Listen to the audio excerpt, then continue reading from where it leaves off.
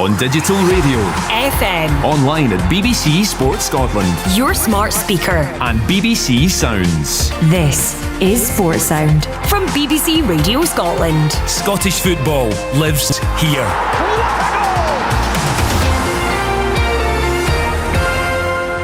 Hello, good afternoon and welcome to Sports Sound with me, Liam McLeod. Good to have you with us, wherever you may be and whatever you're up to this Saturday afternoon. The League Cup groups continue and we'll keep you across what's happening all over the country as we go along today. And like last Saturday, we have a later 5:15 kickoff for you. That's from Fir Park, as the group leaders Motherwell host Queen's Park in Group G. It's the former's third game in the section, the latter's second. A well win, and they'll be very close to the second round. Before that, though, we've got an intriguing looking tie at East End Park as Championship new boys Dunfermline host Kilmarnock in Group F. The Pars at the top after two games.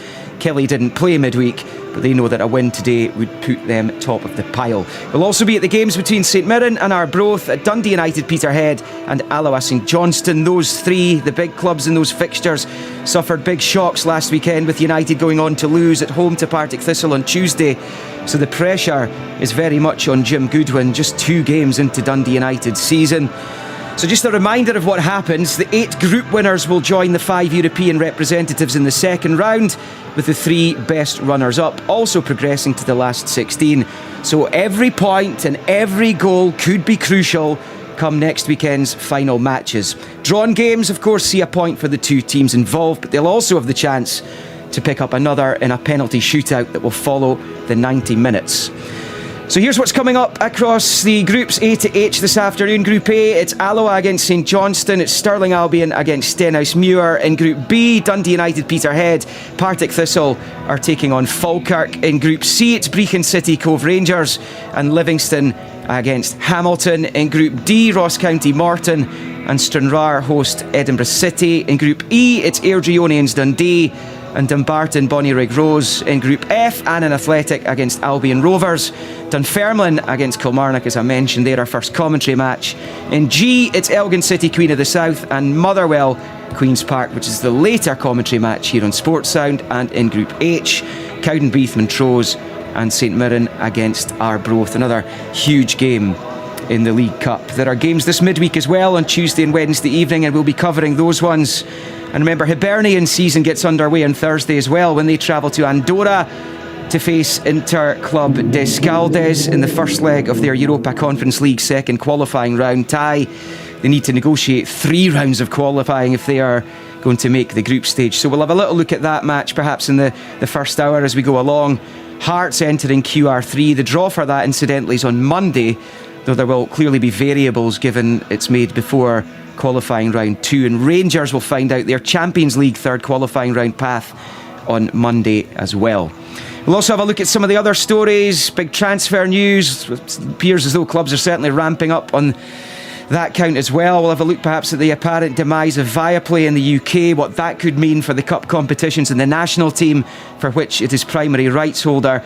And we'll check in at Royal Liverpool and the third round of the Open Championship, which is well underway. But in the main, it's about the League Cup groups today, and we're going to keep you across all those 16 matches. Some teams under more pressure than others, and I mentioned a few of them there. Let's go straight then to East End Park. That match, Dunfermline against Kilmarnock. The team news from your commentator, Thomas Duncan.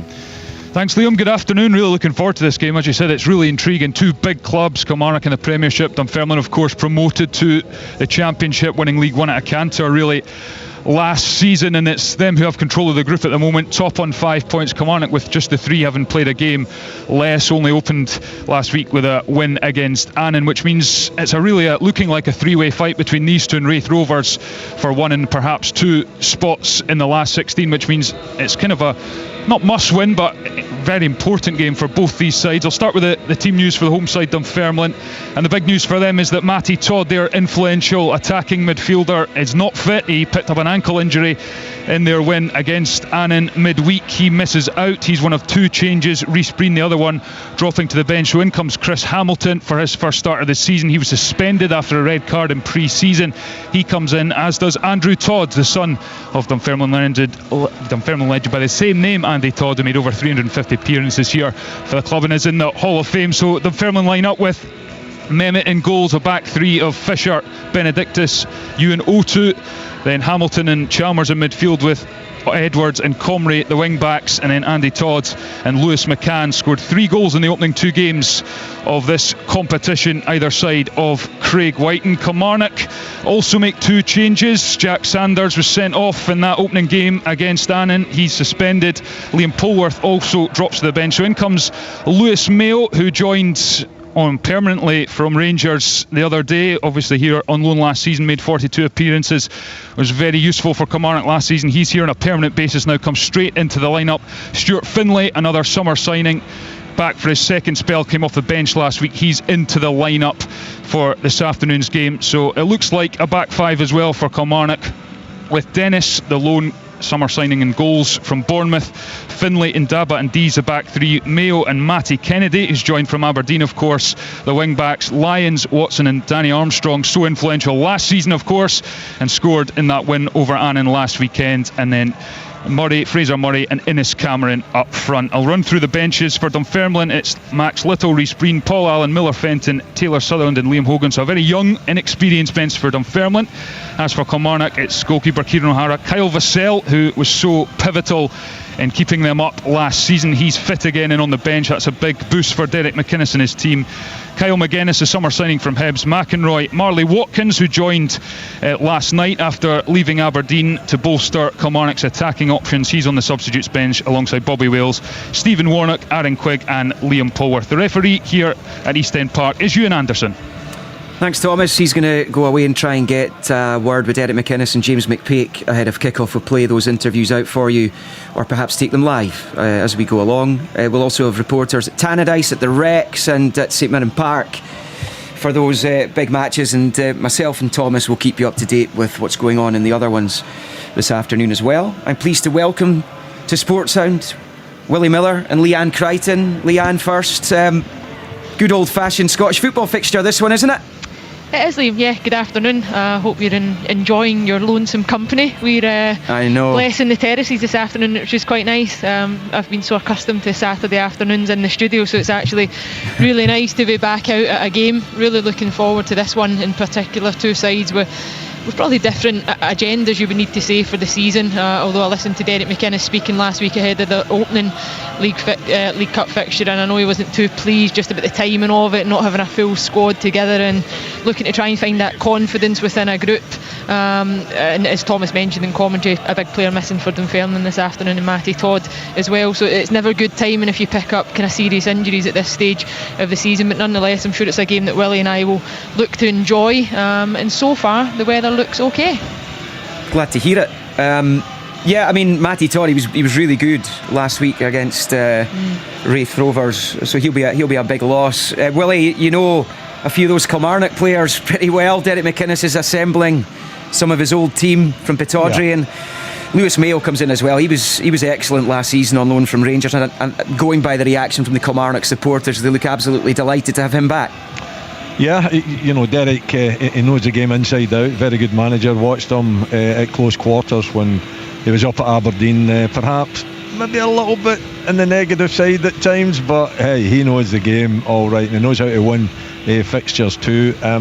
He likes a moan as well, so I'm not surprised that he had a little pop at the start of the season. But you know, it hasn't changed, is it? I think we've known when the season was going to start for quite some time now. So you know, when managers come out and say that, I think you have to just tell them to get on with their job, and I know it's difficult. I know at times, you know, you can't get your squad together, the squad that you want, and you maybe have to you know, take it a little bit close to the actual kick-off to the season. But by the way, the actual league season isn't that far away either, so you know, if you're scrambling about for players at this stage, it's not a great sign. Matty Kennedy obviously coming from Aberdeen, and Marley Watkins as well. 2 players that he'll know, you know, extremely well. So he's putting together a very strong side. It'll be a side that he'll be hoping that can do better than they did in the Premiership last season. It was a bit of a struggle, certainly towards the end of the season. But you know, I think he's looking to make sure that it's a little bit less of a struggle. And he comes up against a team here, a team led by James McPake, who had an absolutely brilliant season last season. Find himself in the Championship with huge ambitions to go even better, and you know, they've got the the backup of a huge support, potentially a huge support here at Dunfermline. It'd be great to see this stadium packed once again. I have seen it in the past. I've played here as well myself many years ago, of course. You don't have to remind me of that, Liam, but absolutely looking forward to the game this afternoon. I think it should be a top quality game, and one very difficult to call, I would suggest. I think Dunfermline playing with a lot of confidence, even although there's a division between them. I still think it will be a close encounter. I always love a trip to East End Park, and they really are a sleeping giant, Dunfermline. They'll be looking to get off to a positive start when the championship season gets underway in a couple of weeks' time, but in the firm focus right now is on Kilmarnock in this big match in Group F. 2012 winners Killie, beginning with that comfortable 3-0 win at home to Annan last Saturday. Dunfermline, though, beat Kilmarnock 3-0 the last time they met in this competition, which was in the groups back in 2020. Let's just move north to Tannadice. Dundee United taking on Peterhead. Back-to-back defeats for Jim Goodwin's side. It's been an atrocious start to the season, following off the back of their relegation from the top flight last term. There's a lot of disgruntlement down Tannadice way just now. They take on Peterhead, who won there in the League Cup a couple of years ago. Jim McInally went back to his old stomping ground and led Peterhead to a famous victory. And Martin Dowden, that is something that Jim Goodwin can do without today. Absolutely, I can only imagine the scenes at full time if that was to happen again here. Big game already, as you say, Liam, for Dundee United, as most people will well know. Well documented struggles already this early in the season. Defeats to Spartans and Partick Thistle in this League Cup group stage, leaving Jim Goodwin's side rock bottom of their group, facing a Peterhead side who got that promising draw with Thistle, missed out on the penalty shootout bonus point in their one match so far. You feel the home support will demand a much better display and outcome this afternoon. Whether it's a reaction to those results or some other reason as yet unknown, Jim Goodwin has rung the changes, 6 in total. Outdrop Freeman, Denham, Sibbald, Cudjoe, Fothering and Glass. Into the side come Graham, Grimshaw, new signing Louis Moult, Middleton, Meekison and Mockery. I think it's a 4-2-3-1. That's not confirmed. I'll speak to Jim Goodwin shortly.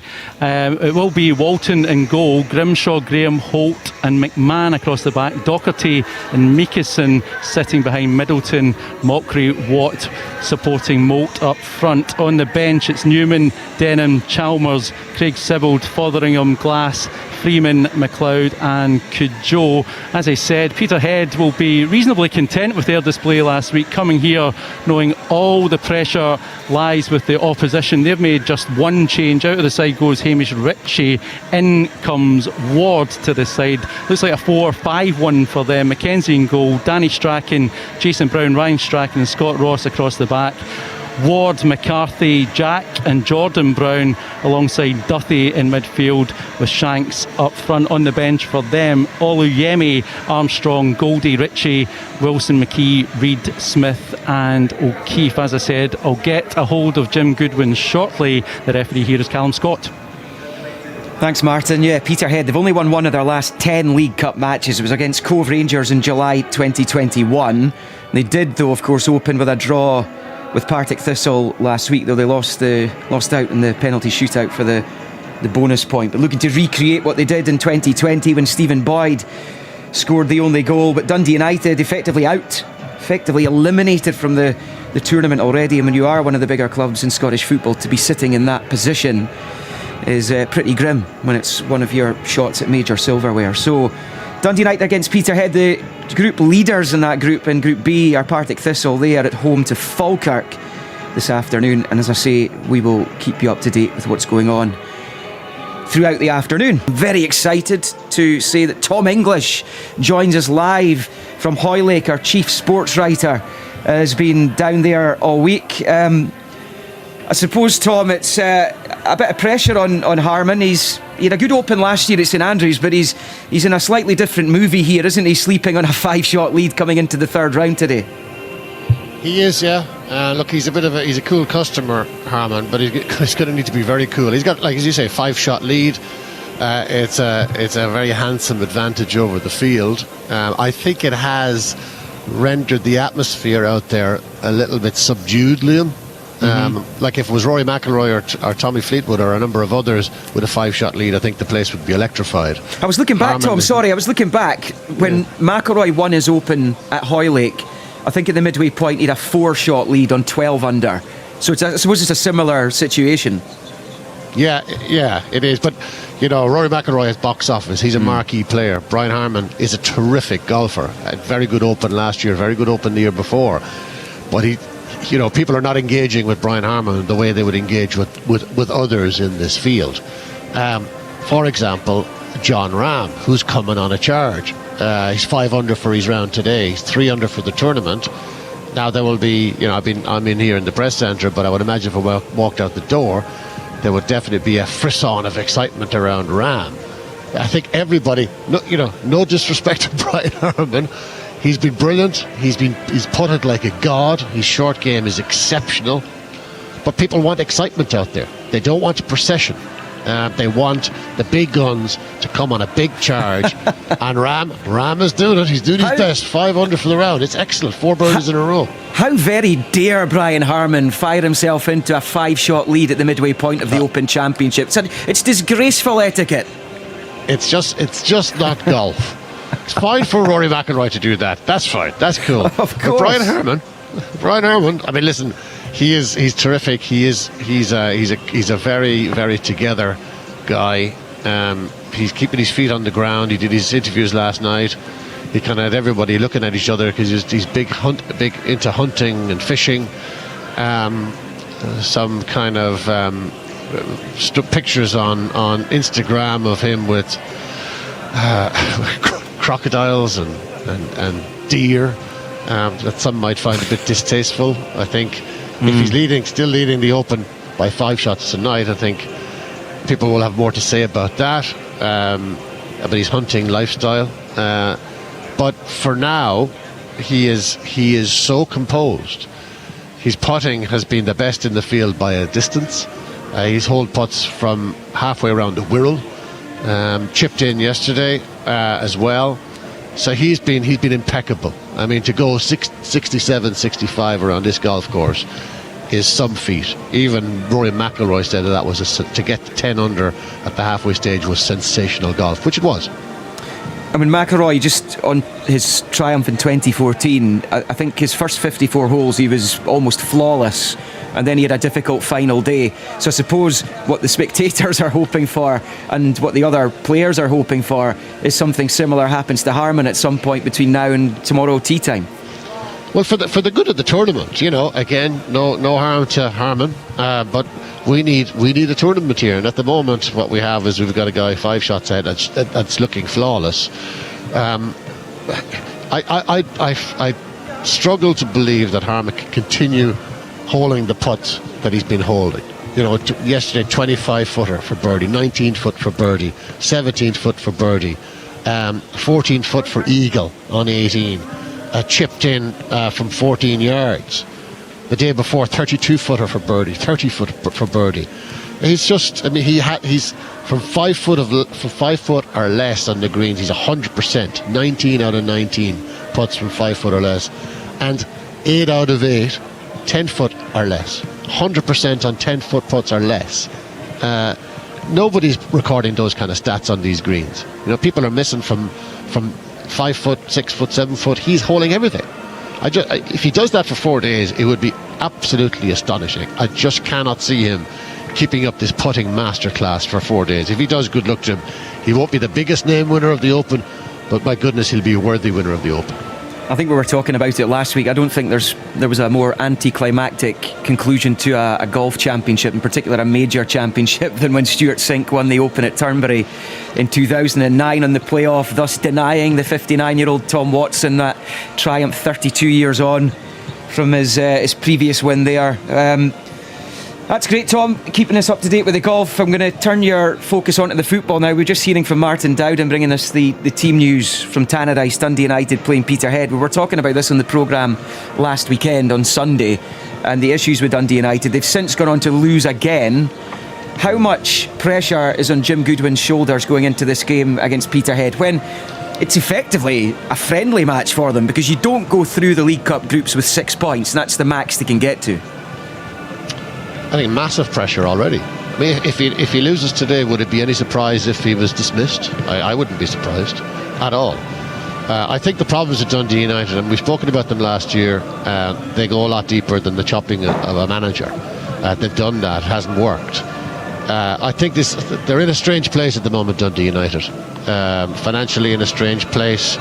Mark Ogren, he's poured an awful lot of money in there only for the team to get relegated, only for the team to be already effectively out of the League Cup. This can't continue. This is a big club, but they're performing like a minnow. A lot of new signings, but the same old weakness.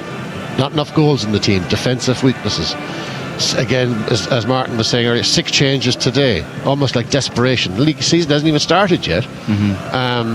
So I think they're in a big hole, but they've been in there for quite a while, and it's about time they got out of it, because I think they finished with 5 defeats in a row last season. That's and get relegated. If they start with 2 wins in a row this season, then Goodwin's off to a flyer. He can say to people, look, we've turned the corner. Yes, last season was horrible, but this is a new season. It's a new team. Let's look forward. Let's not look back. But because I've lost these games, everyone is looking back. So the 5 last season become deeply relevant, because that's 7 now in a row. He hasn't managed, Goodwin, to kind of put last season behind him, because of the games he's already lost this season.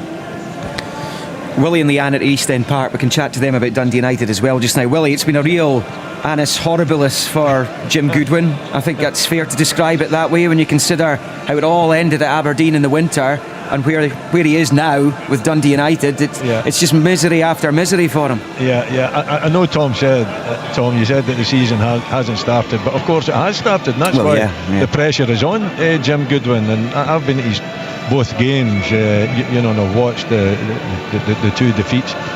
The Spartans one was just incredible, Liam. I'm sitting there and I'm casting my mind back to Darvel, and he's been through that experience. He started the Darvel game exactly the same way as he started Spartans, and it was the 2 centre backs, 2 full backs push forward, 2 centre backs, and playing kind of a nothing football, just passing the ball to each other. They haven't tested the Spartans back 4 at all in the first half hour of the game. In fact, they're lucky it's only 1 goal that they're down in that first half hour. Listen, they battered Spartans in the second half, but the legs were gone. But surely, having learnt anything from Darvel, is that you put these teams to the sword early. You get them tested, you play with 2 up front, you constantly worry their back division in the early part of the game, and that just didn't happen. It was the exact opposite. I couldn't believe what I was seeing, and eventually they play some good football, they have chances, they miss a penalty in the second half, but the damage is done. This team is hanging on. It's their best result ever, without doubt their best result ever. They were celebrating a fabulous victory, and unfortunately for Jimmy, hadn't learnt anything from the Darvel game, and then I watched the game midweek as well against Partick Thistle. They played okay, Liam. I couldn't say that they played badly. I thought it was quite an even game, but it was another defeat. I'm interested to get Leanne's take on what's going on at Dundee United, but I believe Thomas has got the Dunfermline manager James McPake with him, so we'll head down to that interview live.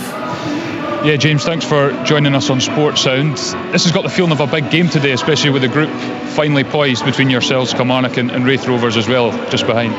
Yeah, it's an interesting group. When Wraith obviously got the win the other night, we get the win, and Kilmarnock started with a win as well. So today's game could have a big bearing on who goes and wins the group. Obviously Wraith are still thereabouts. They've got Kilmarnock to play, and we'll give Kilmarnock a good game as well. We've obviously got the trip to Albion Rovers on Tuesday night as well. So I think all we can focus on is today. We need to perform. We believe if we do perform, we've got a chance of getting something from the game.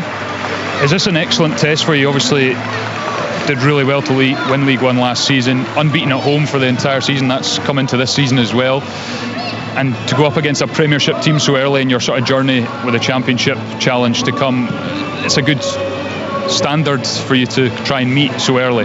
Yeah, I think in terms of our own ambitions and where we are as a football club and a team for preparing us for the season in the Championship, I don't think today will have any bearing on the longevity over a season of how well we are or where we're at, but it's certainly a good marker for ourselves as to how we're set up, so to speak, for the league campaign. This cup is different.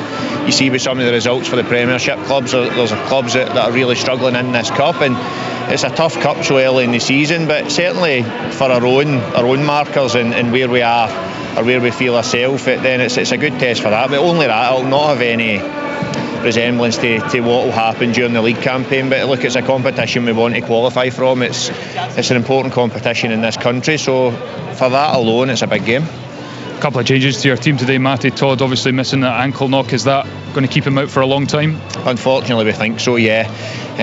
Scans weren't great.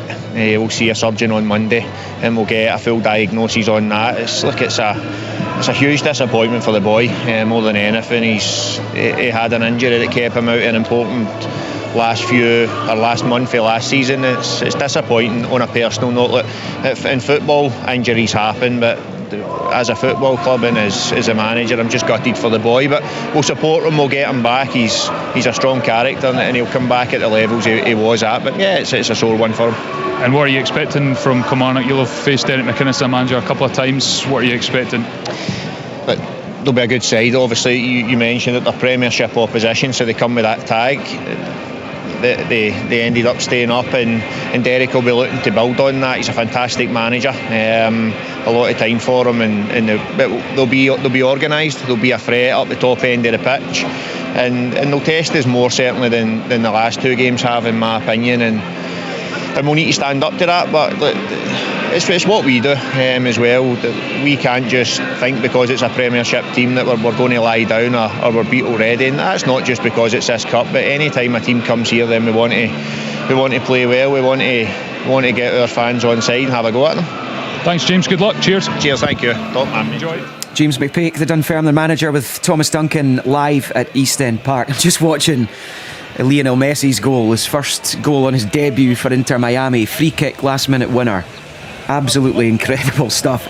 And if you're into incredible goals, check out Kelty Hearts' Ross Cunningham's goal. It was their fifth goal on the night against Edinburgh City on Wednesday evening in the League Cup, and he scored from just inside his own half. It's an astonishing goal, and it was an astonishing game because Edinburgh City were 3-0 up in that game after 20 minutes, and it was 5-3 Kelty after 54.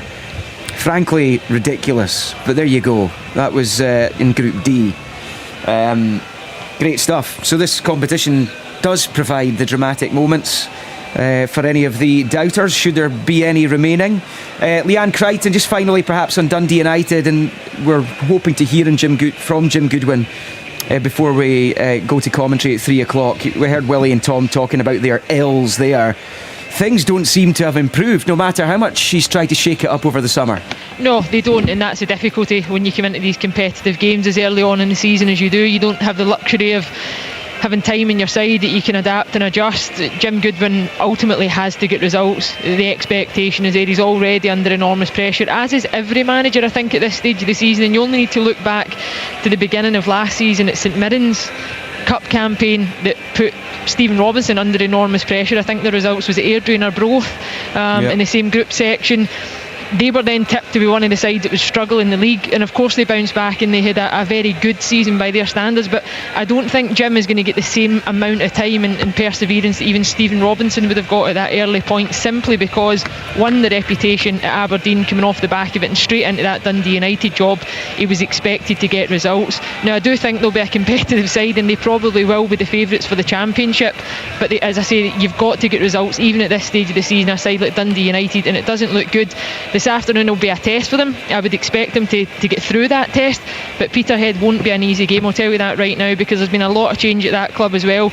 They're in a fairly good spot just now, and there'll be absolutely zero pressure on them today going to Tannadice.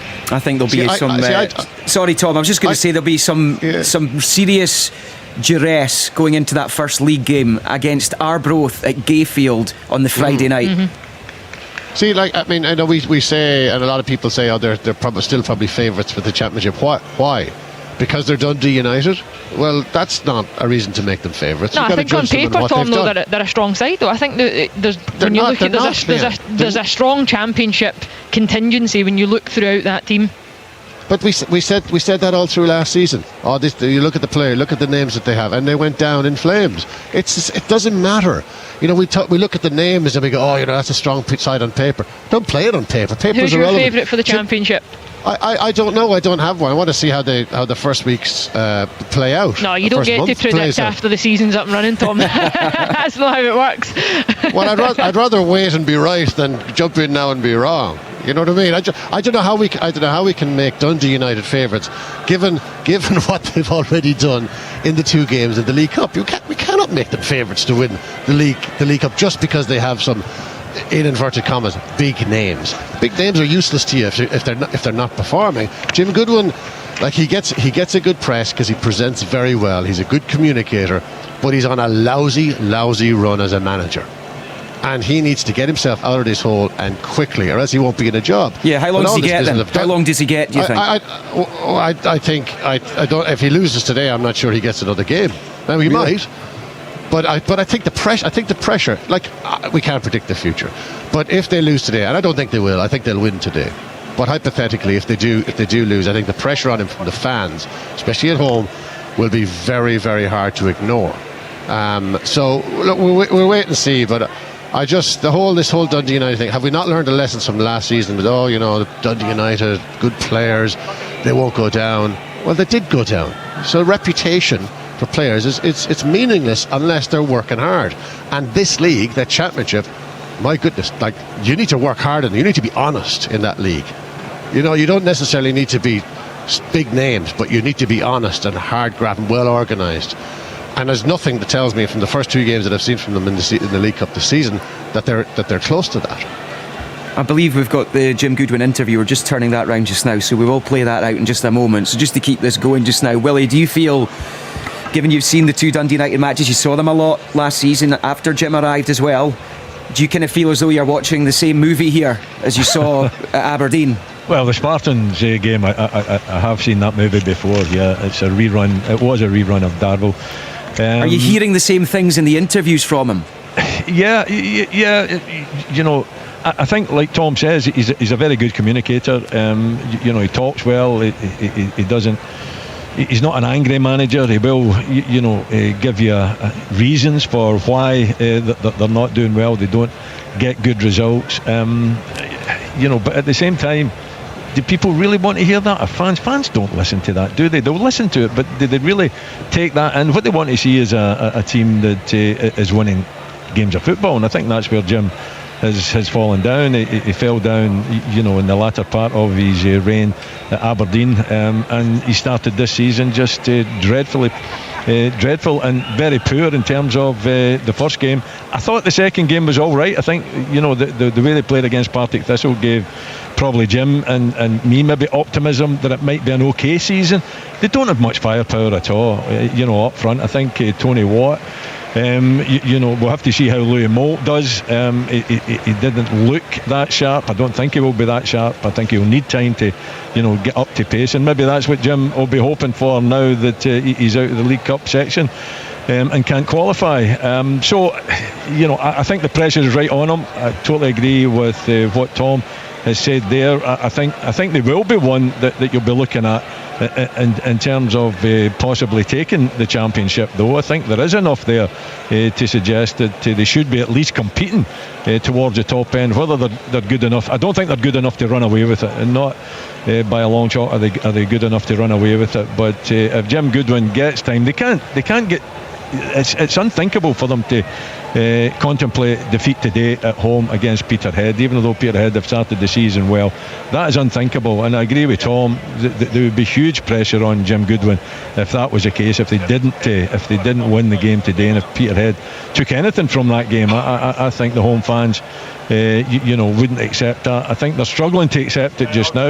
A cast off from Aberdeen, one of their main rivals in years gone by, and the results, or the poor results that he's had, the pressure is just building on him. I hope he can turn it round. He is a very good communicator. I think he's a decent manager, but unfortunately it's all about getting results, and Jim Goodwin just isn't getting results these days.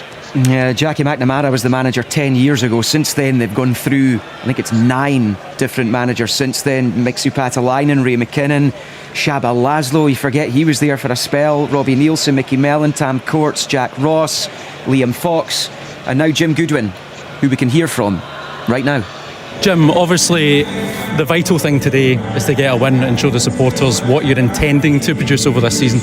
Yeah, definitely. We need to try and get the feel-good factor back this afternoon. It's a good opportunity here in front of the home crowd to try and make amends for what's happened in the previous 2 games. You know, it's not been the kind of start we were hoping for. You know, we should have won the game based on the chances they created at Spartans. We should have came out of there with all 3 points. And the game on Tuesday was a difficult game, but again, at the same point, I think we shot ourselves in the foot on a couple of occasions with the goals that we conceded. So there's plenty there for us to learn from. As I said, today is an opportunity to put a stop to the losing streak and to get a bit of confidence and a bit of feel-good factor back in the group. 6 changes, I believe, today. Is that maybe a message that standards need to be better to some players? Listen, I think some of the changes are performance related and some of the other ones are just purely down to this stage of the season, trying to get some valuable minutes for the group. You know, there's no team in the country at the moment playing in this competition who are at peak physical fitness. So, you know, we're trying to get boys as much game time as possible over the next couple of games, and at the same time make sure that we field a very strong and competitive team. You know, there's been a little bit of criticism. We know what stage of the season we're at already. Do you think the criticism's fair? Is it over the top or justified? Listen, I don't really pay too much attention to it. I don't do the whole social media thing and I don't read the press, so you'd have to excuse me for that. I believe in what we're doing here. I believe that we've built a very good squad. Still very early days for this group of players. You know, a lot of new faces into the team, and also promoted a number of young players from the academy as well, who we feel are good enough now to make that next step. So yeah, look, when you lose games of football at any level, you're open to criticism. The fans here have been very fair with me since I've came to the club.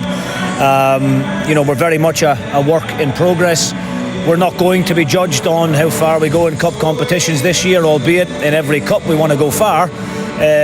You know, the most important thing for us this season is the league campaign, and that's ultimately where we'll be judged at the end of the season. You know, we have to go and try and gain promotion back to the Premier League at the first time of asking. Thanks, Jim. Good luck. There's Jim Goodwin with Martin at Tannadice ahead of their Group B match against Peterhead. Partick Thistle sitting top of that section, Falkirk in second, and it's Spartans, Peterhead and Dundee United propping up that group. Now you'll be able to keep tabs with all the scores at the website bbc.co.uk/sportscotland. The guys have got the live text up and running, and if you want to have a squint at the tables as well, then you can do that at the website too. And remember, we will have Dunfermline against Kilmarnock, live commentary kicking off at 3 o'clock, and then the later match will also be live here in Sports Sound this afternoon as Motherwell take on Queen's Park at Fir Park. Tom English, what did you make of what Jim Goodwin had to say there? You know, he talks about we have to make amends, but we have to make amends for the last 2 games. They have to make amends for the last season. That's not all on Jim Goodwin, but they need to make amends for the last season as a club. You know, he said don't pay much attention to the criticism, social media and the press. That's fine. Don't read the social media, don't read the press. But you've got a set of fans there that are angry. You've got to pay attention to them. So I'm not sure that's the right tone that he should be adopting here, because he has to pay attention to season ticket holders and the die-hard fans of Dundee United. He has to listen to them. But he says he doesn't pay much attention to it. Not sure that's wise. Yeah, Liam, he said that he won't be judged in cup competitions. Can you tell the fans that turn up to watch them in the numbers at Spartan and against Partick Thistle? I just can't believe that he said that. Of course, you're judged with every game that you play as a manager.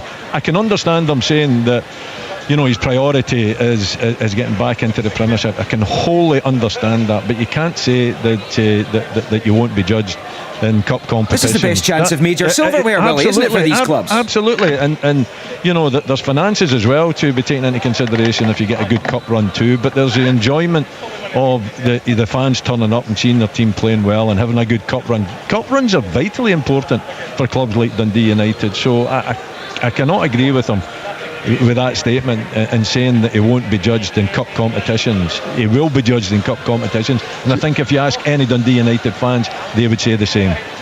I think if they'd been knocked out of the League Cup by Celtic, then that's a perfectly legitimate position to have. Mm-hmm. But they've been knocked out by clubs with with Spartans a party. It's not comparable. I think it's excuse making. And they say, "Oh, we'll be judged in the league." It's a bit of jam tomorrow, isn't it? Forget about the fact that we're out of the League Cup. It's all about the championship. Just like a quiet day at the office, Jim Goodwin today. We're going to move on, Tom. We're going to move on from Dundee United because there are other big games today, and another manager under a bit of pressure following their surprise defeat at Montrose last week is St Mirren in Group H. They're at home to Arbroath, and they had that meeting last season.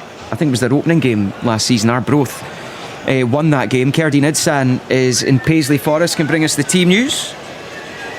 Hi there, Liam. Yes, neither manager particularly enamoured of the way that their teams started. St Mirren, as you say, bottom of that group, 0 points after one game. Arbroath at least do have a couple after that penalty win over Cowdenbeath. But yeah, plenty changes from both Gallagher and Grieve were benched by St Mirren. McMenamin's out as well. Tanzer, Boyd Muntz.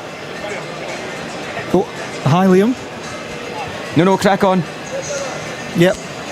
Tanzer, Boyd Muntz and Olusanya come in. So St Mirren will have Hemming, Tanzer, Dunn, Fraser, Strain, Kilty, O'Hara, Gogic, Boyd Muntz, Mandron and Olusanya. Pretty strong looking team for them with the likes, as I say, of Grieve and Declan Gallagher on the bench. Arbroath as well. Dick Campbell telling me he's happy enough to bench Scott Allen and forward Kennan, Dunrold, Turan. So Slater, Stow and Baldy come in for Arbroath.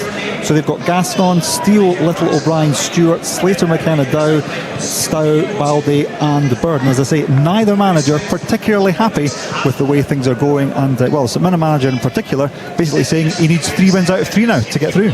Yeah, we're going to hear from Stephen Robinson in just a moment. St Mirren bottom of the group after that disappointing loss at Lynx Park last weekend. It was Dylan Patterson who was the hero for the Lichties on the opening day last season. Stephen Robinson, though, knows the importance of this game and the rest of his group stage as well, and he has been chatting with Kerdine. Stephen, you've been around the game long enough. Talk to me about this nonsense that managers can be under pressure apparently in July. Well, in the cup setup, that obviously leads to that at times when you're expected to win every game. But listen, we know to progress in this competition, we need to go and win all 3 games now starting today. So if that puts a little bit of pressure on us, so be it. We know that. I know what we're trying to do. I know what we're trying to achieve. We don't have friendly games, we don't have pre-season games, we just have these. So it's about getting people up to speed and trying to get results at the same time. And if memory serves, not a great League Cup campaign last season, didn't do you too much harm in the end, but you want the chance of trophy, you want the chance of Hampden. These games are important. Yeah, certainly. Look, we didn't set out not to get into the cup and then have a really good season. We'd like to do both, and you have that opportunity to do it. Obviously, we've got 3 new forward players in. One's missing today by injury, but the other 2 boys still find their feet a little bit as well. So we're looking for improvement all over from last Saturday, collectively, fitness wise, organisation wise, and understanding. And it should be enough to beat anybody in the group stages. But obviously, listen, we dealt with a disappointment last week, and we're looking for a reaction. Yeah, looking for a reaction. Talk to me about the new boys that are coming in and your team news in general today. Conor McMenamin misses out today with a foot injury, but it's not. We've had scan results back. It's not broken, which is good, but he just misses today. It's just too soon. Micah, obviously hoping to be better for the game last week, and Stav, this will be his first football for 8 weeks, so we're hoping to get him in some stage of the game. on it, and then obviously the rest of the boys coming up to fitness and speed and getting that understanding. Scott Tanzer, this will be his first game for a couple of weeks as well. So as I say, we're strong enough to win the game, and at the same time building on what we're trying to do in pre-season. Exactly that, building momentum but also building results and as quickly as you can. Yeah, it's like building a squad. Yeah, it's a difficult time of the season because the expectation is you go and walk all over teams in lower levels. It doesn't work like that. Arbroath have got very good players, good manager, as of all the teams now. Nobody's a walkover, and you're the one that is expected to go and win, which we should do. There's no excuse for not winning, but at the same time we're still trying to develop as a squad. There's a little bit of transition in the squad, especially in forward areas, and as I say, we're hoping to see game by game that improve. Come the first league game of the season, be really ready to go. But as I say, you must try and get results in the next 2 weeks to progress in the cup at the same time. Thanks for your time. See you after. Cheers. Stephen Robinson with Carradine there in Paisley. Those two, St Mirren and Arbroath, hadn't met in the League Cup since 1990 before last season's game, and now they've been paired in the same group for the second successive season. St Mirren looking to bounce back from that defeat against Montrose last week. Tom, he's not under the kind of pressure that Jim Goodwin is, because he had a fine league season. Obviously that top six finish just fell short in the battle for Europe. But there is a little bit on this game riding on it for St Mirren, isn't it? Because I mean, if they don't win this one, then they're looking at an early League Cup exit as well, and this is a competition that they've got relatively recent experience of winning a decade ago. Yeah, like you don't want to falter unnecessarily in the League Cup in the group stage. These big teams, they should be getting through. They can't all get through. There will be upsets, but it also sets a bit of a mood music sometimes for the league. So you go in there, you win, you get through comfortably the group stage, you kick on into the league. It's a bit of feel good. Everyone's relaxed. Supporters are relaxed. Everyone's positive. You go into the league season on the back of an exit, as Dundee United will be doing from the League Cup.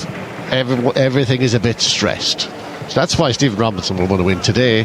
He'll want to get the wheels back on the bike and go into the league season having qualified, or in good shape. It's all about positivity now, and it doesn't matter who you win, who you beat. If it's lower league teams, it doesn't matter. If you go in there, you beat them, you kick on into the league, you hit the ground running on day one of the league season. That's what it's all about. That's in Group H. St Mirren currently at the bottom, just that one game played. High-flying Forfar, they don't play today, sitting on 6 points at the top.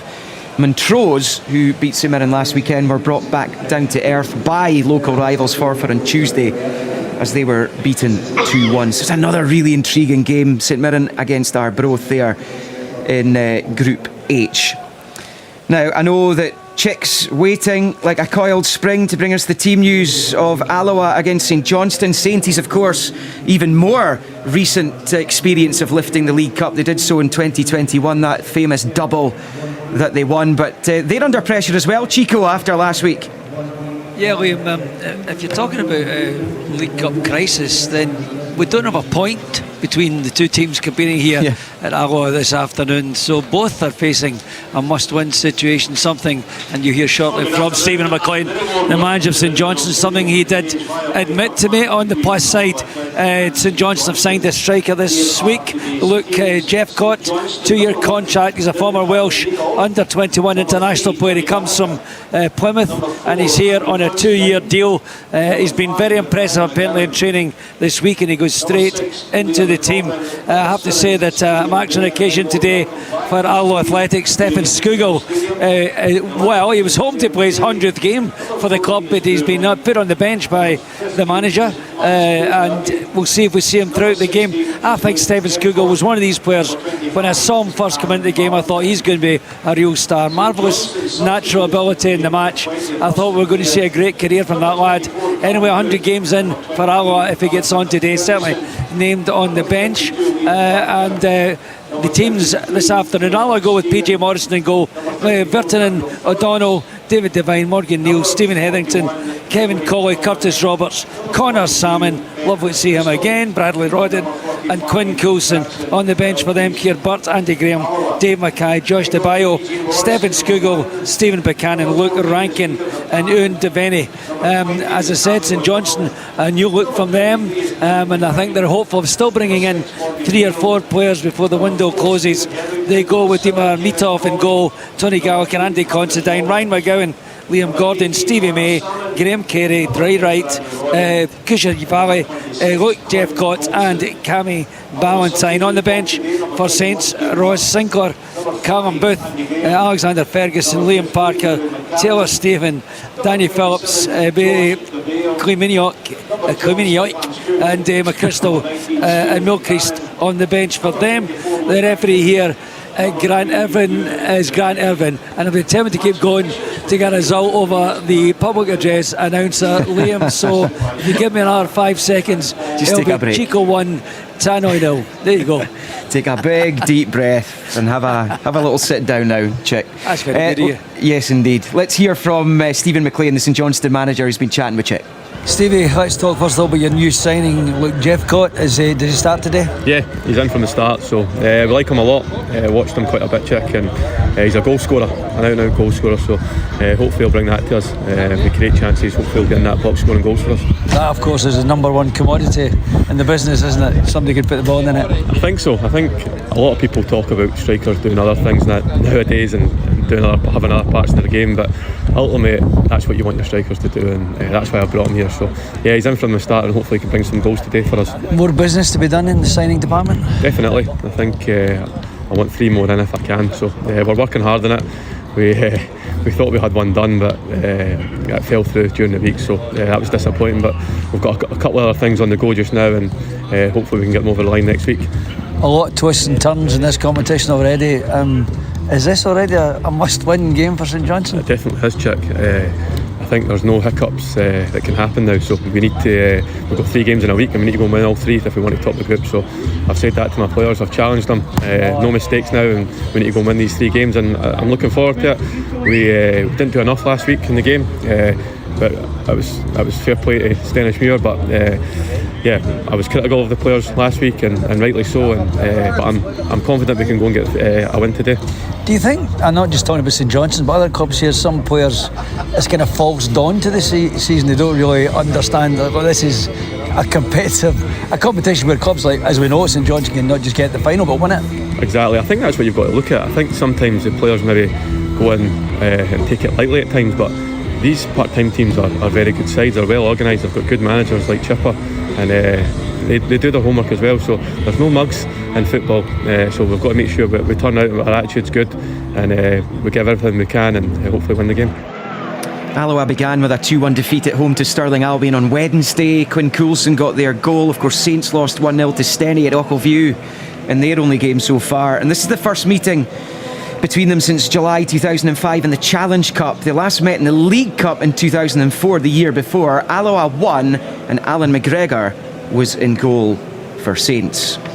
Let's now get the final bit of pre-match interviews in ahead of the big commentary game, which is just about 5 minutes away as Dunfermline take on Kilmarnock, and Derek McInnes has been chatting with Thomas. Derek, this has the feel of quite a big game today in the section, and a good Dunfermline side will give you a good test, I imagine. Yeah, absolutely. We fully expect a tough game. Equally, I want us to be giving them a tough match as well. I think it's a tough section. I think the draw was made for each and every team, particularly at this stage of the season when teams are still putting their squads together and still trying to find that top fitness. I think we're against a team who obviously win the title, and you get a feel-good factor for that. There's a familiarity about how they play. James and the Cup tie have done brilliant here. Looks like a good fit for them, and they look as if they'll look to try and take that into the Championship. So we're mindful of the strengths of Dunfermline. We know they've got good players, but we've also got to try and make sure, as much as we're trying to bed our new signings in, there's been plenty of them, and that's the challenge for each manager, myself this particular time, is to try to get that familiarity into the team and build fitness. Every player's at different levels of fitness, so it is a tough tie, but for us it's a very important tie in the group. I think if we can win this one, it'll go a long way for us feeling confident about doing well in the group. So, but it's all right saying it. We've got a job to do to go and do that. You obviously added Marley Watkins last night. He's on the bench. Lewis Mayo's come back. You're trying to get your squad together for the league season starting as much as the competitive action's already up and running.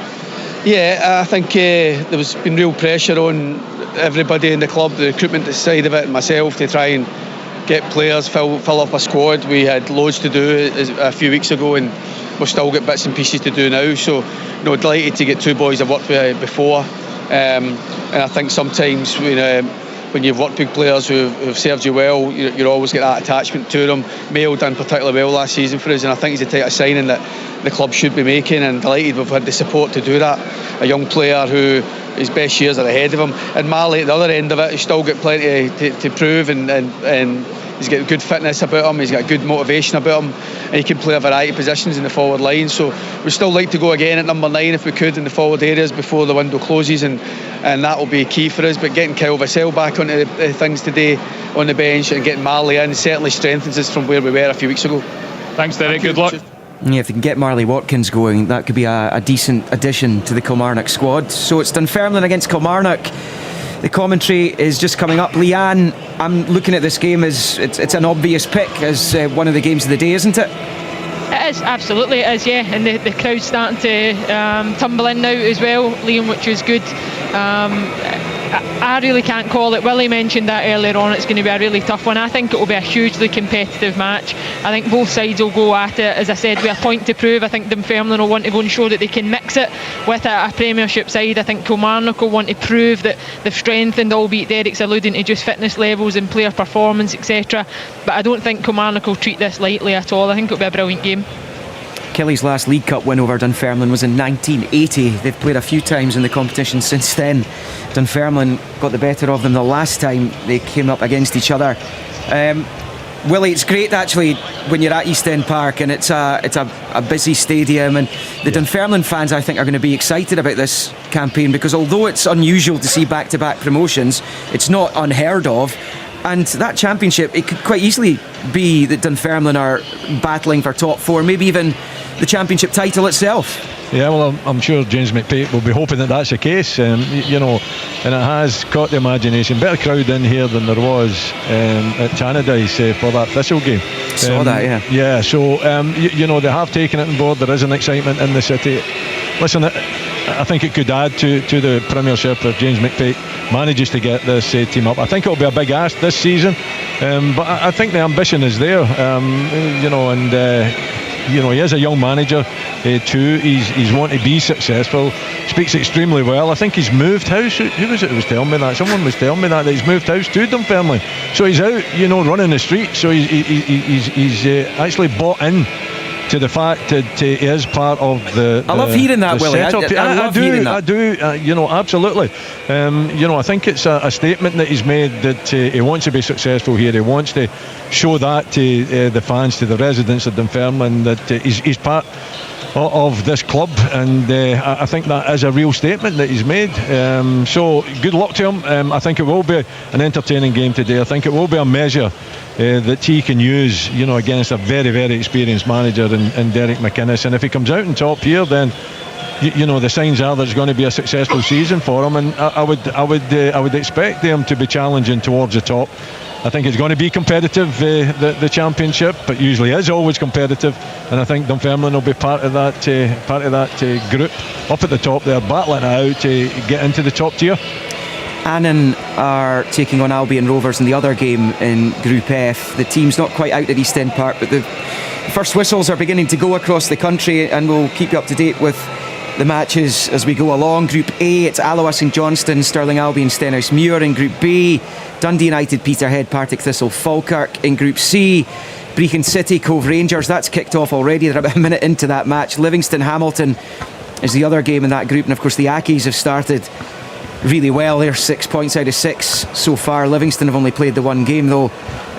Group D, Ross County, Morton, Stranraer, Edinburgh City. That's underway already. Airdrieonians, Dundee in Group E, along with Dumbarton, Bonnyrigg, Rose. In Group F, it's Annan, Albion Rovers, and Dunfermline, Kilmarnock, as we mentioned. In Group G, Elgin, Queen of the South, Motherwell, Queen's Park. The later kick-off, we'll have that one live for you as well at 5:15. And Group H, Cowdenbeath against Montrose, and St Mirren against Arbroath. Massive games, more to come during the midweek as well, and the League Cup groups will wrap up next weekend. And then it all starts, as far as the league seasons are concerned, 2 weeks today, or if you're in the Championship, 2 weeks yesterday, when Arbroath take on Dundee United. And full coverage across BBC Scotland and here on BBC Radio Scotland, live in Sports Sound. The commentary comes from East End Park in the League Cup group stage. It is Dunfermline Athletic against Kilmarnock with Willie Miller, Leanne Crichton and Thomas Duncan. Thanks, Liam. Good afternoon, everyone, and welcome to East End Park for what is a mouth-watering early season League Cup group stage tie. Kilmarnock, Premiership of survival secured, and there's already been a goal elsewhere. Actually, let's go to Chick Young at Alloa. First minute of the game, and St Johnstone are ahead. Wonderful goal as well. Cammy Ballantyne, great break through the middle, little lob, drew the goalkeeper, lobbed it over him. I think the goalkeeper thought it was going over the bar. Oh no, it didn't. Landed in his net. Great goal. It's 1-0, and it's Cammy Ballantyne who has scored for St Johnstone in minute 1. Well, that's a much needed start for St Johnstone after losing their opening game back here at East End Park. Kilmarnock are going to kick off. They're in their brand new away kit, which is inspired by penicillin, the discovery of penicillin. Alexander Fleming apparently studying in Kilmarnock, going to school there. Dunfermline in their black and white usual home kit, and Kilmarnock get us underway. Lewis Mayo, the new signing, sends it long, and then this is a fascinating match-up. Dunfermline with 5 points on the board, the bonus point secured against Wraith after a draw in the opening game. Kilmarnock winning their opener against Annan before taking a break midweek, and it's Dunfermline who come forward early here through McCann out on the left-hand side. Edwards looks to try and work the space for a cross. He's into the box, and there's red shirts kind of on the floor, can't hack it away, and eventually it is put away and out for a throw-in on the far side, but a good purposeful start by the home side, Willie Miller. Yeah, it certainly was. Kilmarnock having the kick-off as well, and the play turned down so that they had to actually defend there and it was quite frantic defending as well as Lewis McCann tried to bore his way through down the left-hand side. The ball's launched into the box, it's cleared by Ndaba with the header, and then sent long all the way back towards Josh Edwards, who's under a bit of pressure, and then gets it off to Unotu, the Dunfermline centre-half, can play in midfield as well, joined from Celtic after a loan spell last season. This is a really good test for Dunfermline. They're unbeaten in 23 games here at East End Park, went through the entirety of last season unbeaten here at home as they claimed the League One title with just one loss all season away to Montrose. And as the guys have already spoken about, they'll be perhaps targeting promotion straight up to the Premiership, given how tight the Championship can be. Why not? And it's them with the early possession here. Stuart Finlay cuts out a long ball for Kilmarnock. Then it's Ndaba who's playing left, back to Finlay, sends it long. Benedictus, the Dunfermline captain, gets ahead on it, and it's flicked in to David Watson, the youngster, and then spread out wide to Danny Armstrong, a right wing back for Kilmarnock. Comes infield, chips one forward with the left foot in to the Dunfermline box, and Denise Mehmet gathers fairly comfortably. 0-0 after 3 minutes. And here Dunfermline roll it out and try to play out from the back. It's out to the right hand side in Comrie. In fact, it's Fisher, the right centre half, who's peeled right out to the touchline, moves back in field. Benedictus, and Dunfermline go long. Finlay's underneath it and just nods that all the way back to his goalkeeper, Will Dennis, who's coming on loan from Bournemouth, establishes the first choice. Dunfermline looking good early on, Leanne. Yeah, they are. It's a brave shape as well. You can see in possession they're pushing both full-backs or wing-backs, if you like, really high on, engage with the front line to go and support Whiten up top. So they're aggressive. I think that they'll go after it today, Dunfermline. I'm sure they'll try and be defensively robust and organised out of possession, but certainly in possession they're going to look to try and capitalise on it. And what a wonderful touch we've just seen from Lewis McCann, just pulling the ball out there. Almost came down with snow on it, and he just killed it with the deftest of touches. Yeah, what a start to the season. He's had 3 goals in the opening 2 games. Lewis McCann thought he had a hat-trick against Annan midweek, but one of them went down as an own goal, ended up with just the 2, denied a first professional hat-trick.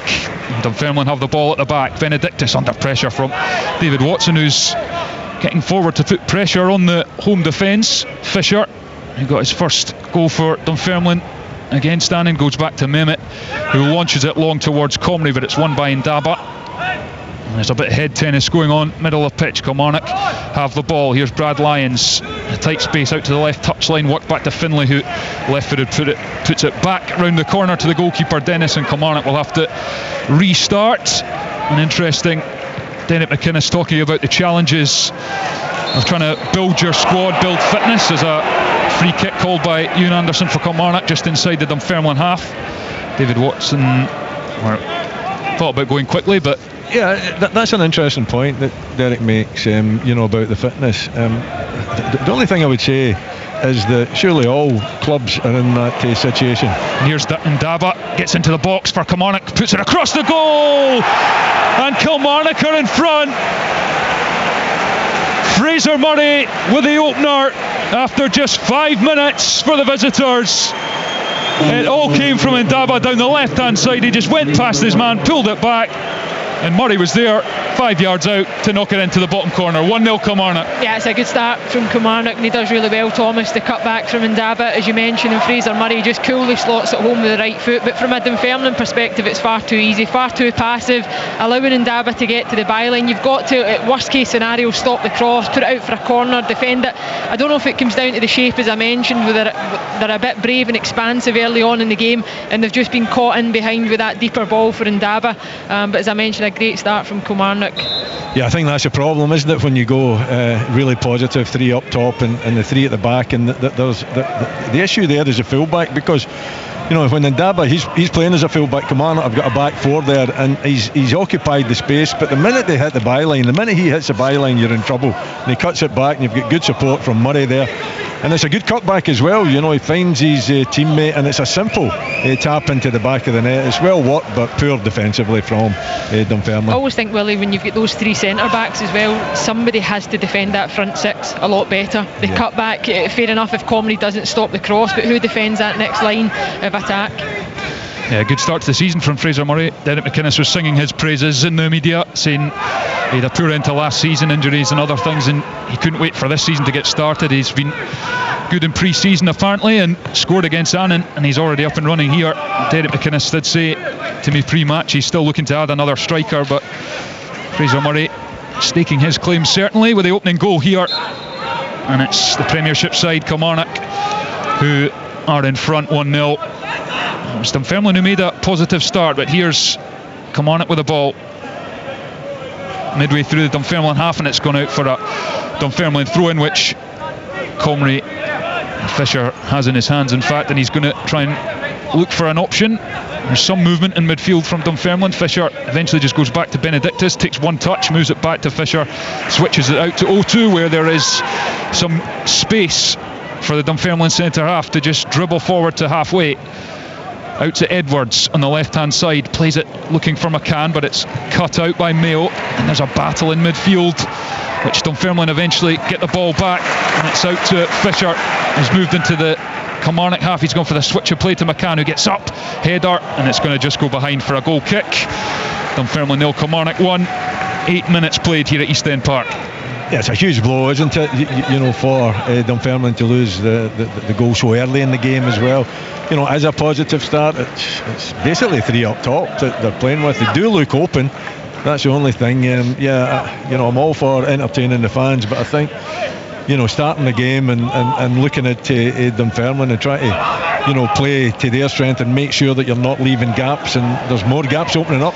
Yeah, flicking behind for Innes Cameron to chase, and he's fallen down, but there's a space out wide for a cross, and it's gone all the way through to Danny Armstrong on the other side. He's going to cross it back in with the left foot, and it's flashed right across Mehmet's goal. None of the Dunfermline players, all goalkeeper got a touch on it, but it ended up going behind for a goal kick. It's another big chance, Thomas, it really is.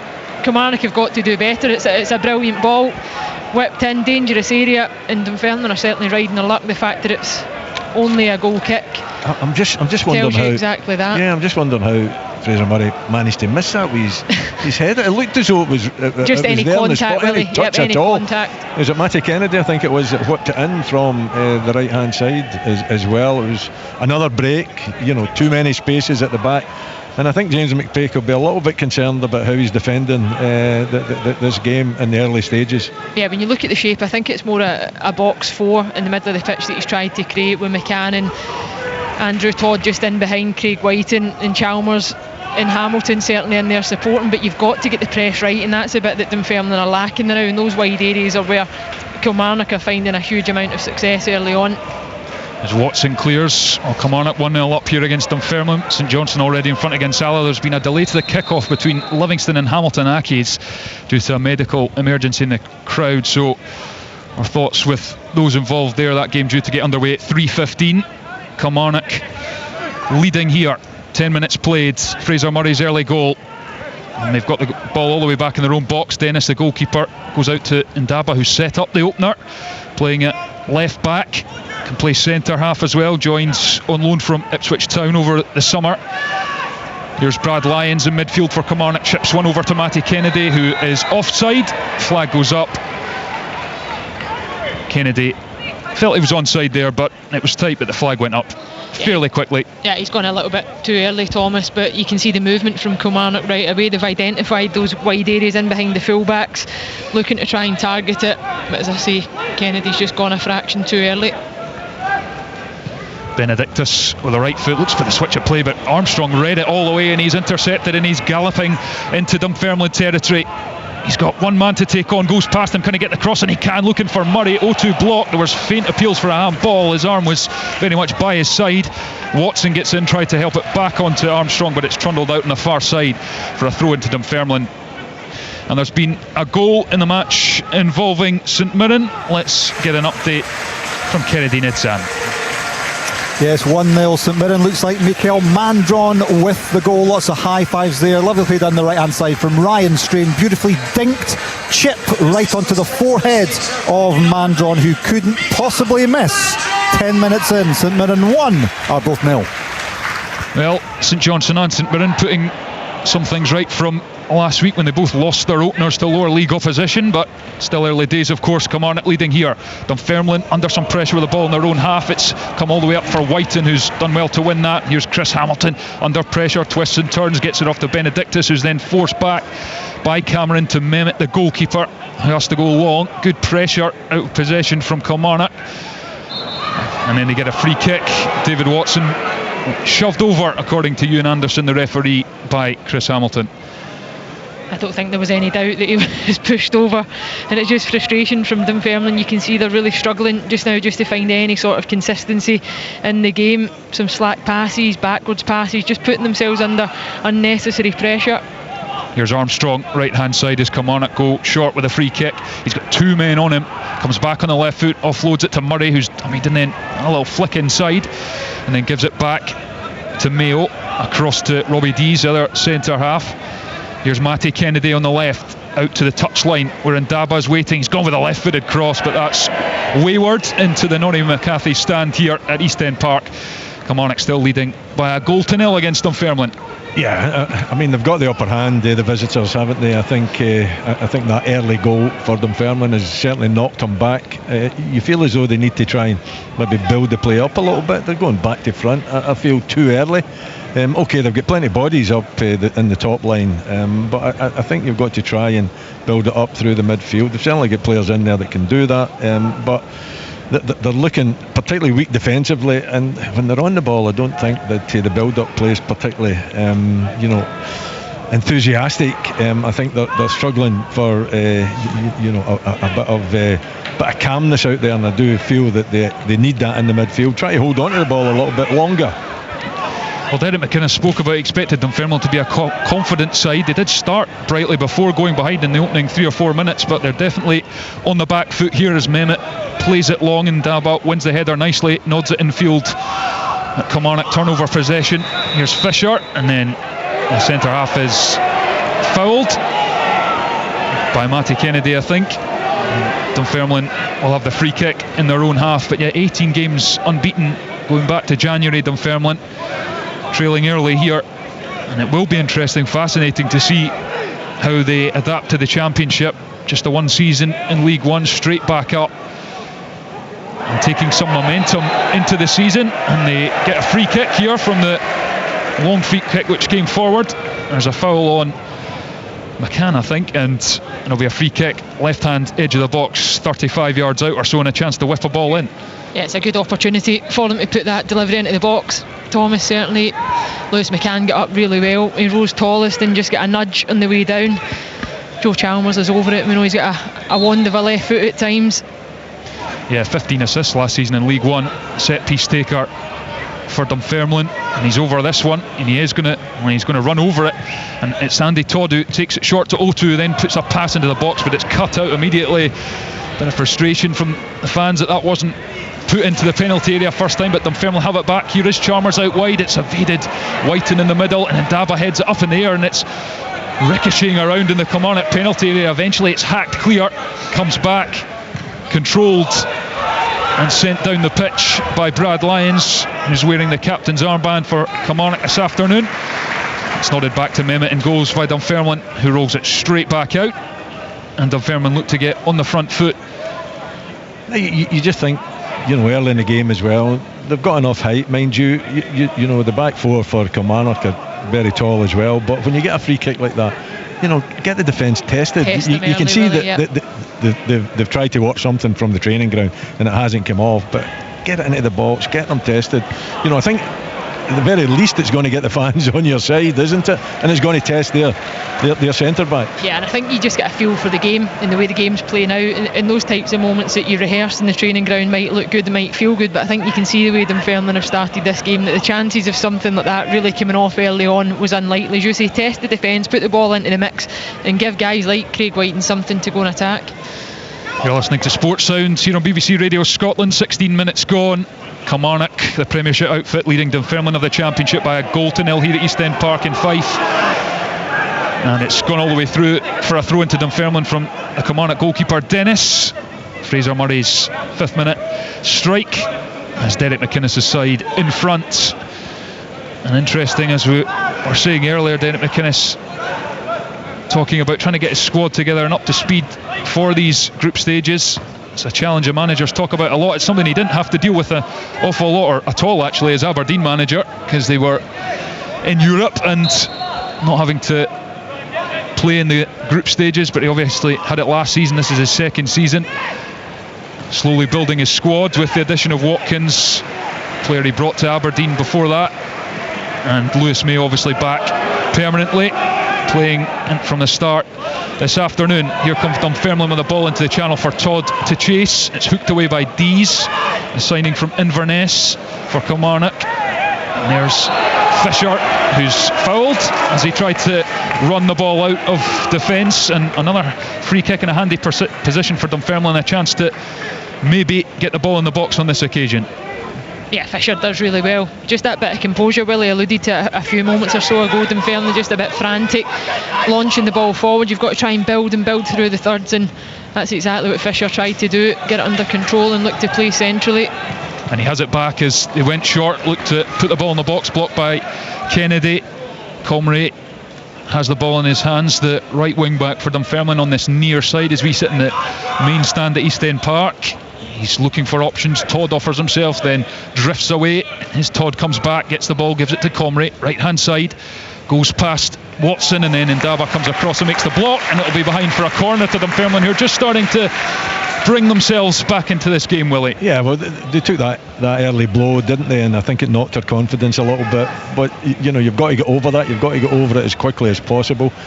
I think a bit of possession has helped, over the last 5 minutes or so, and they get an opportunity to throw it in from the corner. Chalmers with the left foot right to the back post. It's dealt with by Kilmarnock and then falls for Armstrong, who gets that clearance along the deck. Still the danger hasn't gone yet, and it's come back in. Fisher looked to flick it on. It's gone all the way back to midway through the Kilmarnock half, and Edwards out to O2. O2 infield. As Dunfermline just building some pressure. Cross comes in left foot, but it's weak. Lyons' header isn't great, and then it's thumped down the field by Innes Cameron. Kilmarnock still leading Dunfermline by a goal to nil, and there has been another goal at Alloa. Chick Young. And it's another goal for St Johnstone. What a belting goal this was as well, actually. Ryan McGowan with a magnificent drive from maybe 25 yards out, kept it low into the goalkeeper's right hand post, and the Premiership team have got a real grip on this game now. St Johnstone leading Alloa by 2-0. Good response from Stephen McLean's side, adding a signing as well. Not too many of them have come in over the summer, and they lost their first game, but 2-0 up early on against Alloa. Kilmarnock leading here by 1-0 against Dunfermline. They've got a throw in on the far side, right hand side. Danny Armstrong is looking for some movement, but Ewan Anderson, the referee, is unhappy with a bit of encroachment there from the wing back, and he's thrown it on for Mayo to take in any case. And the centre half is going to chuck this one in as Kilmarnock look to add to their early leads. They're not in any rush, mind you, to take this one. Murray goes short, but Mayo eventually puts it on to Armstrong. He's gone with the left foot, and that was ambitious towards goal. Miles wide in the ends, and Liam back in the studio can give us an update from around the grounds. In fact, that's taking a nick, and it's going to be a Kilmarnock corner, so we'll maybe take this one in and then we'll hear from Liam. Yeah, it certainly was a wild effort, Thomas, no doubt. I had no idea that took a nick. It looked like it just went. Yeah, it was a tricky one to see. I only knew it had taken the nick because I clocked the assistant referee straight away giving the corner. But it's another one. It's a dangerous one. Kilmarnock have good deliveries in the side as well. A pressure moment for Dunfermline to defend. Yeah, Danny Armstrong going to take this corner on the far side. They've got piled the bodies into the 6-yard box. There's 6 of them in there, putting pressure on Mehmet, the goalkeeper. It's gone right on top of him. In fact, it's gone right behind for a goal kick. Liam can bring us up to date. Thanks, Thomas. Yeah, Group A, Alloa 0, St Johnstone 2, Ballantyne and McGowan. It's Stirling Albion 1, Stenhousemuir 0. It was Dale Carrick with the goal there. In Group B, Partick Thistle 0, Falkirk 1. Ross McKeever scored the goal for the Bairns. Dundee United, I think, might have just taken the lead. We'll maybe get an update from Tannadice in just a moment. In fact, can we do that now, Martin?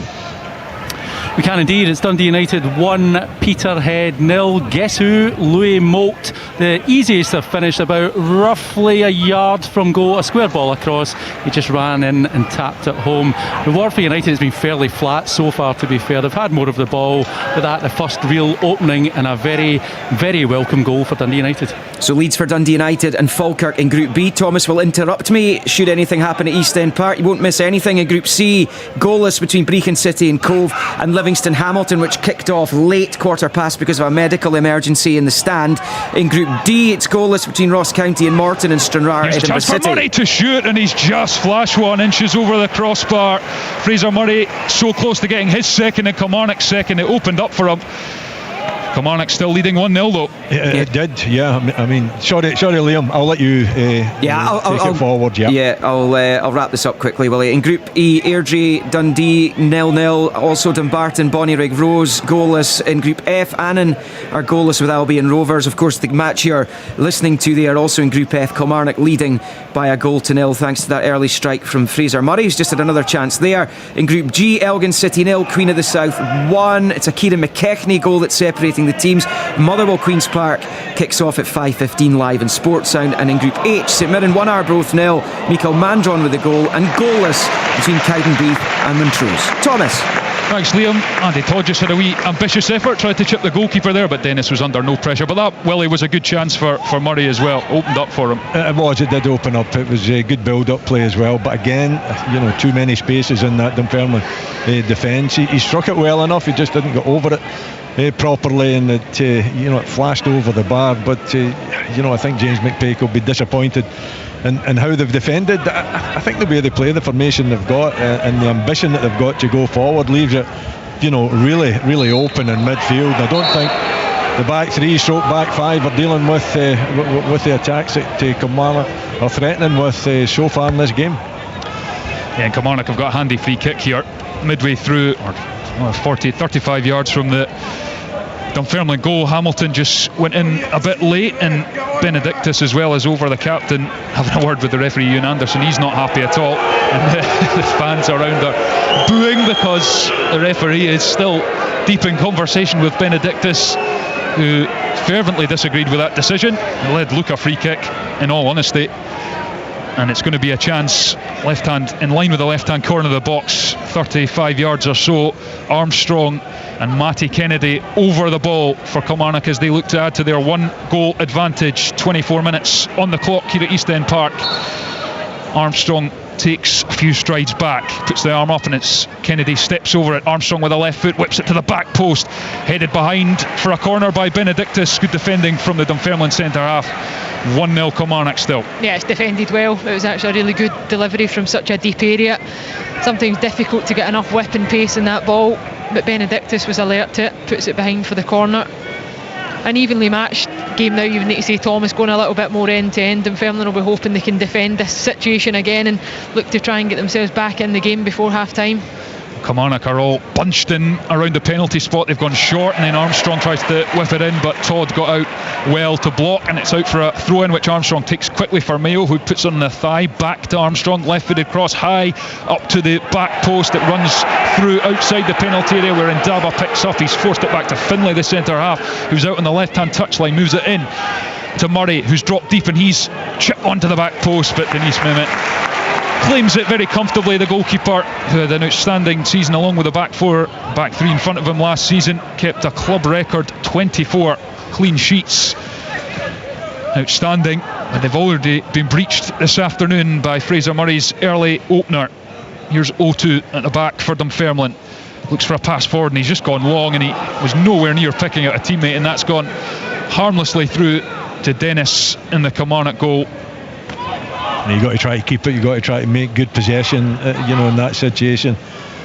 O2 not dealing with the fact that he had plenty of time to pick out a teammate and really overhitting it. He's apologising now, the hands up, and rightly so, because you need to hold on to the ball. I don't think Dunfermline have done enough with the ball when they've had it. I think they've been too rash in getting it forward early. They've had little spells where they've done okay. I don't think they've got enough players in midfield, to be honest, Leanne.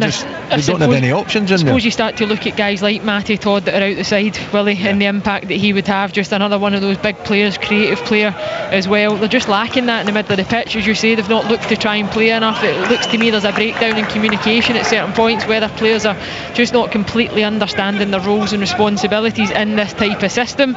Is it playing to their strengths? I'm not entirely sure. I've not been convinced in this early part of the game. Dunfermline did a little flurry there. They're always looking for Lewis McCann. He's banging form, and he can certainly get up and get his head on the ball. He did so there, but then Todd gave it away, went in behind for a goal kick, and now Kilmarnock come forward, ball in behind, which Cameron and Kennedy will chase. Kennedy will get their left hand corner of the box, and then Fisher stands tall and prods it behind for a corner. That's a couple of times Kilmarnock have got in behind fairly easily. Yeah, they've been caught. Dunfermline have been caught numerous times in this half, and Kilmarnock look much more sharper. They look more alert. Even Ennis Cameron there, I wouldn't say he's blessed with blistering pace, but he's on it, he's alert, he's reading it, he's anticipating it, and he gets himself in behind, but Fisher defends it again, and it's another corner. Kennedy over on this near side, right foot whips in right into the 6 yard box. It's bounced off Benedictus, and he was fortunate that didn't creep into the bottom corner. Instead it went to a teammate who lashed it clear. Didn't know much about that, and Dunfermline under a bit of pressure in their own box do pass it out calmly to Whiten, who's dropped all the way into his own half, and then he plays it out nicely to Fisher, the centre half, who's plays it back to Whiten in the Kilmarnock half now, out to the right hand side. He's dinked that over to Todd, right hand side of the box, standing up, and Ndaba, he's into the box. Todd, he's gone past him, he's then prodded it back to Whiten, who gets a shot in. It's blocked well by Brad Lyons, the midfielder, tracking back, and it's gone out for a throw in all the way on this far side, but better from Dunfermline. Well, without doubt better, and Craig Whiten picking the ball up just outside his own box and linking with teammates, and then eventually setting in Andy Todd, who did well. I think in that situation you've got to get the defenders tested. They did get them tested, cut it back to Whiten. Whiten was struggling a little bit to get anything on it, to get the good shot off, but impressive stuff from the striker who worked extremely well the full length of the pitch. 20 goals last season, Craig Whiten, back with James McPake, linked up with him at Dundee as well. And there's Finlay to head out for a throw-in. in his own half, and Dunfermline are not hanging around. It's quickly thrown by Comrie to McCann, who's come out to the right hand side. He's up against Lyons, and Ndaba gives it off to Comrie, trying to work space for a cross. He just stands still for a moment, then puts it to McCann, who fires it in low to the near post, but Stuart Finlay watched it, positioned himself well, and knocks it behind for a corner. Still 1-0 Kilmarnock. Yeah, it was a difficult one. It was good play down this right hand side, but I'm not entirely sure that Lewis McCann really wanted to go again towards the byline, and it was a difficult one to dig the cross out, but he gets enough on it and forces Kilmarnock to defend it. But I'm not entirely sure that there was going to be anybody behind Willie that was going to get on the end of it. But you don't take any chances in those situations. Joe Chalmers, left-footed corner right into the 6-yard box, and Finlay, under severe pressure, had to nod it behind for another corner. Benedictus was steaming in at the back post. Yeah, it's taken well though, isn't it, by Chalmers? You know, he's whipped it in there. Really difficult one to defend. You know, that there's bodies there putting the defenders under pressure. You know, and eventually Finlay gets a header on it. He's got to header it over his own bar to make sure that he clears the danger. Corner from Chalmers again, near post, left foot. This time it's easily cleared by the big striker Innes Cameron at the front post. It's lofted back in, and Chris Hamilton's got a head on it, and he's knocked onto the roof of the net. Kilmarnock seemed to be standing almost waiting for the flag to go up, and instead Hamilton got his head on it and just misses. It's really unlucky. He deals with the situation very well, and Dunfermline this time are the side that are switched on, looking at that second phase, looking to try and cause problems, and it's about all that Chris Hamilton could certainly do was look to try and redirect the header back over his shoulder, and almost caught out Will Dennis in the Kilmarnock goal. Sports Sounds here on BBC Radio Scotland. Kilmarnock leading Dunfermline in the League Cup Group F match by a 1-0. Fraser Murray's early strike. Dunfermline certainly come back into this game in the last 10 minutes or so. They've played half an hour here at East End Park. Kilmarnock throw in midway through their own half. Corey Ndaba, who set up that Murray opener with a nice drive and cut back for Murray to finish from a few yards out. He launches it forward, and Cameron tried to win it, but he was beaten.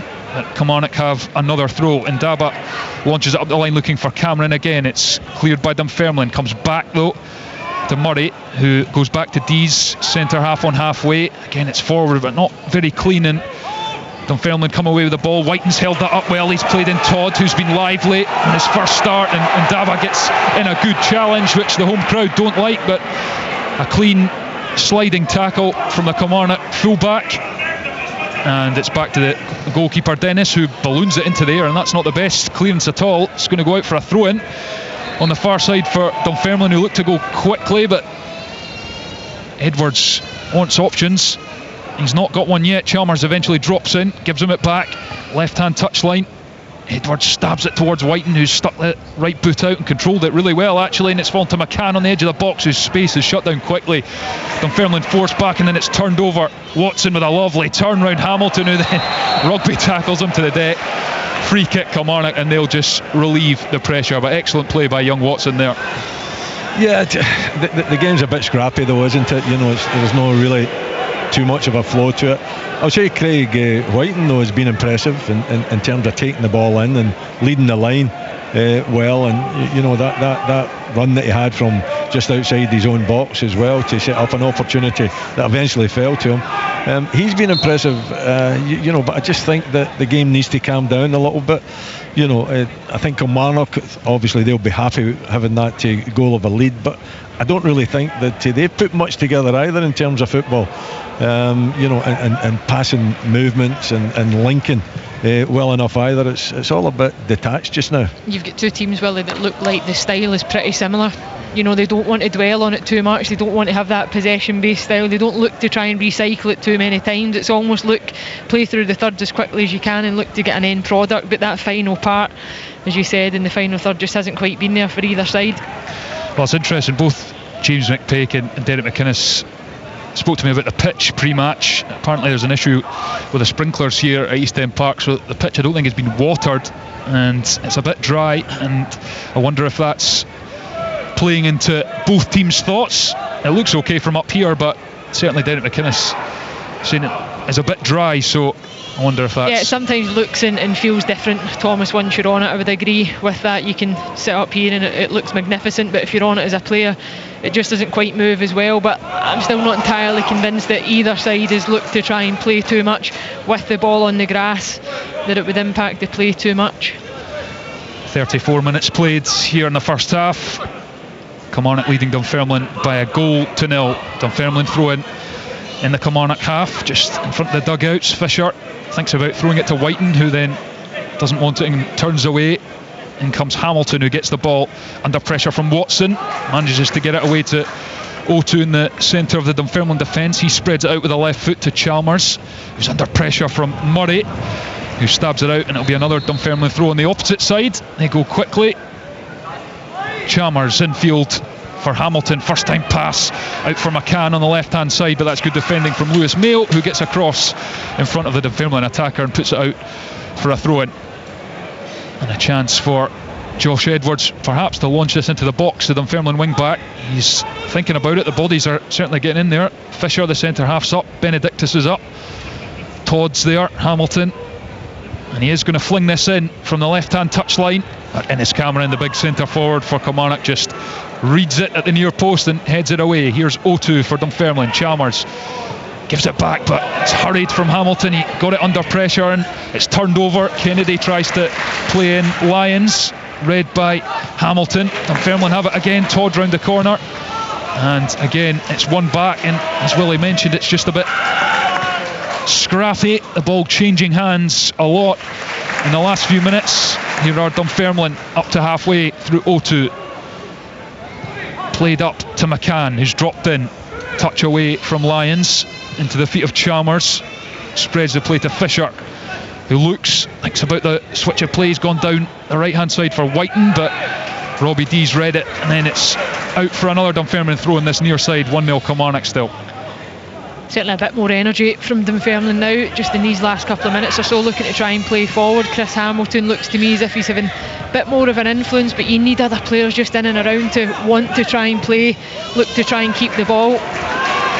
O2 in loads of space, middle of the pitch, midway through the Kilmarnock half. He's driving towards the box, and then he looks to play in one of his teammates, but it went between Whiten and McCann straight through to the goalkeeper Dennis. I mean, the idea's right. You know, the centre back galloping forward, he's not getting picked up, but then it's the quality, it's the use of the ball. He's got a couple of options there. He picks the wrong option. He actually, overhits the ball quite considerably, and from a good attacking position, the opportunity is just wasted. Cameron gets in ahead of Benedictus, and it allows Kilmarnock to get on the front foot. It's out to the right hand side in Armstrong, who's taking on Edwards. The wing back sticks to his task and blocks, and it's a corner given. The home fans are furious. They think the last touch nicked off Armstrong. Have to admit, I thought it was a corner myself, but there's only one person that thought it was a corner. Well, maybe two was a linesman and you, Thomas. I can assure you. The triple ricochet for me was a goal kick, and I actually thought the referee was well placed to give his own decision. Here's Armstrong, left foot into the near post. Whiten's back, heads it away, falls for Murray, whose shot's blocked, left foot 25 yards out, and it's now fallen, and that's a really late challenge on McCann from Fraser Murray. He's flown in here, totally cleaned out the Dunfermline attacker, and the fans are on their feet. They're absolutely furious. The Dunfermline players are coming up, they're around them. There's a bit of pushing and shoving. Ewan Anderson, the referee's having words. Now young David Watson's getting involved, having a go at Fisher. It was a really, really late tackle, and it looks like McCann's still down. Yeah, it's a shocker, Thomas. For me, there's no decision to be made other than a red card, and I'm sure Ewan Anderson is trying to take the sting out of the game here. But there was only one thing that was happening there, and Lewis McCann did really well. He slowed the ball down. He knew that Fraser Murray was coming, and it's an attacking player's challenge because he just gets it so wrong, and he completely wipes out Lewis McCann. I just hope he's okay and gets back to his feet. He's nowhere near the ball. When he put the challenge, and there is intent there. Yellow card. I don't believe that. It's unbelievable, seriously. Thomas. If you're ever going to see a red card this season, and Chris Hamilton gets equally the same punishment for protesting as the challenge from Fraser Murray. Wow. It's incredible. It's everything that's wrong in the game in terms of trying to make sure that you're not, seriously injuring an opponent. His eye is on the leg. He's not looking at the ball. He dives in. He goes into mid-air. The leg is straight, and McCann's very lucky that he's not seriously injured there. And for the referee to just show a yellow card is unbelievable. Absolutely unbelievable. And quite honestly, unacceptable. I even think Douglas Rossett, as it's the assistant referee on our side here as well, the view that he must have of that challenge, because Lewis McCann was very isolated. It was a break of play, the ball comes out of the box, and Dunfermline are on the attack. But both the fourth official and, as I say, the assistant referee have got to see that as well and help the referee make that decision.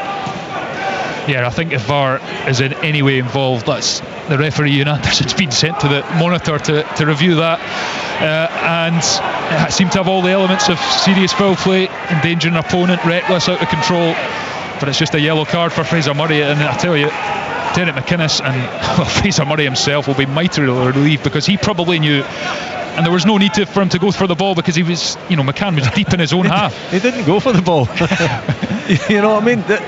There is no excuse for the referee in not showing a red card there. Absolutely no excuse. He doesn't need VAR. He doesn't need to have and that's the issue really that we've faced, is that VAR is its own issue. Yeah. But the fact that referees don't get these on-field decisions correct more often than they should is the concern.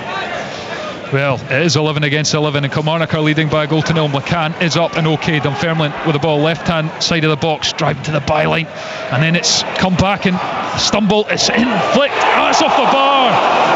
Off the bar. Incredible. It came all the way through to the back post, and there was a header on it. I think it's Comrie. Yeah.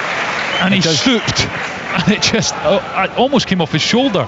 Yeah, it's a wing back that's up there at the back post, and you know it's not a clear and clean header, but he does get enough on it, and it comes off. I think it comes off shoulder and head there, and unfortunately for Dunfermline, it comes off the bar as well. Kilmarnock leading by a goal to nil. Dunfermline certainly grown back into this game though. Chalmers hooks it forward, headed back down the other end by Finlay, and then Kennedy nudges Sam Fisher, and the Dunfermline fans, who are already absolutely apoplectic at the decision earlier not to send Fraser Murray off, are straight up on their feet and chastising the Kilmarnock player. And it is a free kick just inside the Dunfermline half. Benedictus is over it as they look to get back into this game. So close just a minute ago with Comrie. It's back with Mehmet, the goalkeeper, edge of the D, outside his own box. He puts his hands out to ask for an option, takes a couple of touches forward, goes for the big right-footed searching ball for McCann, who again gets up really well to put Mayo under pressure, but it goes back and Kilmarnock clear, and Watson gets a foot on it. Cameron's putting O2 under pressure, the centre half. He manages to clear it up the line, and that's picked up by Josh Edwards. That's well played by Dunfermline into the channel, headed away by Dees, the centre half, and McCann, who looks to be moving absolutely fine, mercifully enough, and it's flung forward quickly from the throw-in. Todd, he's got Finlay for company on the left hand side. He's managed to turn and get the cross in, headed away by Dees at the front post. Hamilton wins the second ball. It's bobbling about edge of the box. Here's Comrie looking for another sniff of a chance, right hand corner of the box, takes a touch, rolls it back. He's looking for support, takes on Ndaba. Fullback blocks the cross and then manages to clear with the right foot down towards Cameron, who's trying to put Benedictus under pressure, but the big centre half just lets it run out for a throw-in and then flings it in quickly. But that challenge has almost galvanised Dunfermline, Leanne. It has, it sparked him into life. Even James McPake as well. It is more visible on the touchline, and I'm sure they're feeling aggrieved as a squad with the challenge, with the decision. And sometimes that's all it takes, just for a game to then flip in its head and you take that momentum. I'm sure they'll be desperate to get an equaliser before half-time and really take advantage of it, but they have improved the performance, you would need to say. A couple of minutes to half time. Kilmarnock still leading by a goal to nil. Here's Fraser Murray, the goal scorer, who's receiving boos, as you would expect. I'm sure that treatment will continue throughout the 90 minutes here at East End Park. And it's Mayo who charges forward, tries to play it up towards Armstrong, but it's cut out by Dunfermline. Ricky Shuey's back to the Kilmarnock backline, who have it now. Finlay, left-footed pass forward for Lyons, who takes a heavy touch, but did get away from Hamilton, who tripped him, and Hamilton, unjustly or not, is already in the book for dissent. Needs to be careful. Well, he does. He doesn't need to go into that challenge there. I think the Dunfermline players definitely feel, particularly aggrieved, and I can understand why. But you've got to kind of channel that energy. You've got to channel it. Yeah, let it lift your game, but don't do anything silly. Don't get a second yellow card. Don't allow yourself to get drawn into it and actually find Dunfermline a man down when it should be the opposition. Tick towards half-time here at East End Park. Dunfermline looking for a way back in this game. O2 has done really well to get away from Watson and charge up and pass on to McCann in the Kilmarnock half. He's offloaded to Hamilton, playing his first game of the season after suspension. Here's Fisher, who's been quite impressive at right centre half. Chalmers now. Todd on his first start, son of Pars legend Andy Todd, the same name. And it's a long ball forward looking for Todd. He's sandwiched between Ndaba and Finlay. It's nicked out to Comrie, right hand side into Chalmers, who's inside the box looking to work space for the left footed shot. Doesn't get the space, moves on to Hamilton. Here's Chalmers again, looks for Todd, who gets a lovely little right footed outside the boot pass to Comrie. Right footed cross, charged down by Ndaba, behind for a corner kick. Dunfermline turning the screw. Much better football from Dunfermline. Everything that Willie and I spoke about earlier on that wasn't happening. More combination play, more options to the ball holder, rotations in the middle of the pitch, supporting the wide areas. Andy Todd, certainly a player that's grown into the game as well. Some good runs from deep and looking to go beyond. It's just forcing the Kilmarnock backline a lot deeper, which gives you that freedom and space in front just to look to try and play. Corner about to be taken by left foot of Joe Chalmers. He's whipped it right to the back post, and Kennedy, I think, stooped to get a header away and clear that, but those crosses from Joe Chalmers causing problems for Kilmarnock. Sent back in towards Fisher. Cameron gets the header, it's fallen back for Fisher, couldn't get the strike off, and there's Comrie again, who just lofts it over the bar with the right foot from the edge of the box. And Dunfermline still searching for that equaliser, trailing 1-0 as we tick past the 45-minute mark. Yeah, it's a good chance for the wing back, isn't it? And he's really got to test the goalkeeper. He's off balance, he's lying back, it just falls to him just outside the box. He's maybe 20 yards and hit the target, get the goalkeeper warped. Instead of that, puts it over the bar. Goal kick long, there's flipped out for a throw into Dunfermline. There's been a goal at St Mirren. Kennedy Nidsan can tell us about it. Another one for the home side as well, and another nice one. Mark O'Hara with the fine finish. Nice play down the right hand side from Saints, worked it into the box, where the late run from O'Hara, that characteristic late run to the box, was perfect. Took it on his chest, couple of touches, slammed it past the keeper. It's 2-0 to Saints. They could be 3 or 4 up, because Mika Manda's been a real handful for Arbroath. Looking good for St Mirren as we approach half time. 2-0. Mark O'Hara starting the new season as he ended the last, scoring goals for St Mirren, and again the Dunfermline fans unhappy with that challenge. You get a free kick, which Benedictus takes in his own half short. O2, who loves to drive forward from centre half, and he's done brilliantly to go round one and get the pass off, and he's got it back here. He's left hand side of the box, pulls it back. Here's a chance for Todd with the left foot, shot blocked.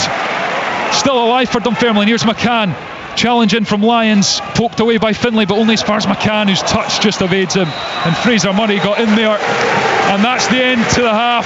Boos ring around East End Park, but it's not for their team, who've played some pretty good stuff at times in the opening 45 minutes, but they do trail to Fraser Murray's early goal. And Ndaba got to the byline, cut it back for Murray to stick it home and give Kilmarnock the lead, and that's how things stand at the moment. But Fraser Murray's been at the centre of just about everything. He had another shot for Kilmarnock, which was their best chance after taking the lead, and then very controversially he totally wiped out Lewis McCann on this near side, got nowhere near the ball, clattered into the Dunfermline attacker.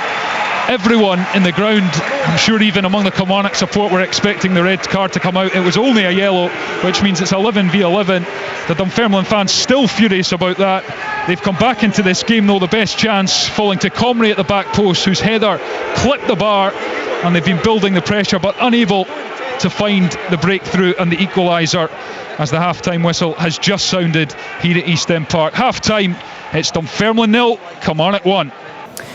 You're listening to Sports Sound on BBC Radio Scotland with Liam McLeod this Saturday afternoon as we focus on the League Cup group stage. Halfway through that, you've been listening to the coverage from East End Park there, with Kilmarnock leading by 1-0 in Group F. That early Fraser Murray strike sounds as though he was lucky to stay on the pitch though, as the first half wore on there. I'll run you through all the other scores in just a moment. We'll go to the games we're covering first though. There are some pretty big score lines coming in from a couple of the other groups, a couple of potential shocks on the cards. Let's start though at Tannadice, where Dundee United will be feeling a little bit better about things. Martin Dowden. I think they will. Half time, Dundee United 1, Peterhead 0. Not a big crowd here inside Tannadice today, and for those absent in the opening exchanges, they certainly weren't missing much at all. United in control without any real cutting edge. It was a fairly flat affair. Some signs of life though arrived when Chris Mockery side-footed off the outside of the post after a bit more incision in United's approach, but it was new signing Louis Moult who did what Jim Goodwin hopes he'll do a whole lot more. Right place, right time to poke home from inside the 6-yard box. A much needed goal indeed. Glenn Middleton nearly got a second straight after, but was denied by Stuart McKenzie before Moult had another brilliant chance. A volley from a very central area, somehow clattered that one off the top of the stand. Peterhead really threatened. He did have a great chance. The ball dinked up from near the byline. Kieran Shanks rose unchallenged, just had to stretch a touch too much and couldn't power his header on target. Shanks though did get a reward for one of the most unconvincing dives I've seen in a while. Not quite Charlie Adam level, pretty blatant though. Yellow card for that. His reward, all a little bit cringe I have to say, but I've been keeping a close eye on Louis Moult. He's getting into some decent positions, trying to get himself about offensively and defensively, but that goal will be a big boost for him to get off the mark so early in his Tannadice career. Half time here, Dundee United 1, Peterhead 0. Falkirk leading 1-0 at Partick Thistle in the other game in Group B. Let's dip into Group A. Alloa against St Johnstone, another Premiership side who suffered a surprise defeat on the opening weekend last Saturday, and Chick Young is watching that match. Alloa St Johnstone. Well, Stephen McLean, the St Johnstone manager, before the match called this a must-win game for Saints, and they must win from the position they now hold in this. They're 2-0 ahead at half-time. Both goals have been magnificent and they've been much the better team. Although I have to say, Alloa have played some sweet football at times, but Saints were ahead in the first minute. Cammy Ballantyne with a lovely little lob over the goalkeeper to put them in front, and then 20 minutes in the clock and Ryan McGowan comes forward. He's about 25 yards out and he strikes a sweet low shot right along the ground and went in the goalkeeper's right hand post. 2-0 to St Johnstone. Another chance actually in the wake of that. There was a fantastic free kick from Graham Carey which brought a great save excuse me, from the goalkeeper who turned it round the post. But I would say St Johnstone got a grip in the game. Stevie May has been tormenting Alloa up front. Some good football from Alloa, from Brian Rice's team. They passed the ball very well indeed, but I have to say there's been no real problems for Dimitar Mitov in the Saints goal to deal with. Sweet football but no real cutting edge, and it's St Johnstone have a real grip in this football match at half time. It's Alloa 0, St Johnstone 2. To Group H, to Paisley, to Cerdine and St Mirren taking on Arbroath. Half-time, St Mirren 2, Arbroath 0. Tidy half of football from Saints, which began well with a nice headed goal from new signing Mika Mandron, who looks a good piece of business, the former Motherwell man. He couldn't miss from Ryan Strain's pinpoint dink cross right enough. That was in the first 10 minutes. Just before half-time, Mark O'Hara put a nice gloss on the first 45 by timing a run into the box to perfection to finish off some nice St Mirren build-up play involving Strain and Olusanya. It's been pretty much all Saints. They've dominated the ball, and but for Derek Gaston in goal, well, Arbroath could have taken a real hammering already. Mika Mandron twice drew excellent saves from him with a nice header and a curling shot. He also poked wide when put through by his fellow frontman Olusanya, who looks a bit of a handful as well. Concern though for Saints, they've already lost a player. That Greg Kilty went down, the midfielder. A pretty innocuous looking fall and landing, to be honest, but it looks like a problem for his left ankle or thereabouts. He didn't last the half.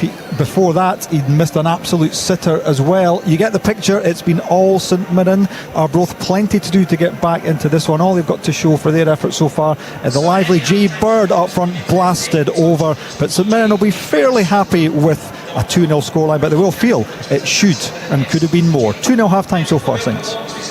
We're going to go to the Open Championship. The third round is well on its way. The daylight Brian Harman was enjoying at the top of the leaderboard has darkened slightly. We'll get to the Open Championship in just a moment, but I'll run you through all the scores in the League Cup groups as we have them at half time. In Group A then, Alloa 0, St Johnstone 2. That's Ballantyne and McGowan with the goals. Stirling Albion 2, Stenhousemuir 1. Carrick and Dunsmore for the Beanos. Matty Yates pulling one back for Steny. In Group B, Dundee United 1, Peterhead 0. Louis Moult with the goal there. Partick Thistle 0, Falkirk 1. Ross McKeever with the only goal in that one. In Group C, it's Brechin City 2, the Highland League champions, of course. Cove Rangers 1. McGrath and Loudon either side of a goal from Reynolds.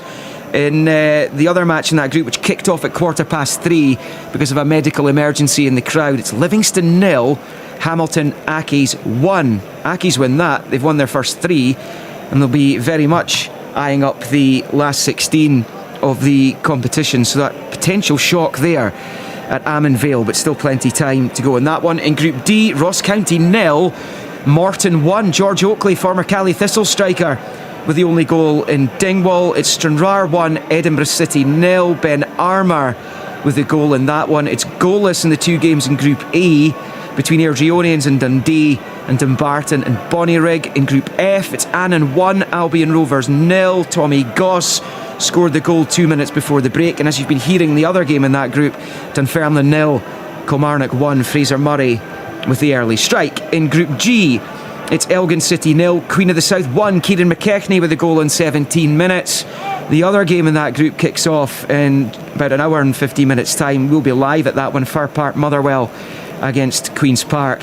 And in Group H, goalless between Cowdenbeath and Montrose, and it is St Mirren 2, Arbroath 0, as we were hearing from Cerdine there. Mandron and O'Hara with the goals, the second one coming on the stroke of half time. Earlier today in the Women's World Cup, of course, they are down under, so the matches are taking place in the early hours mostly.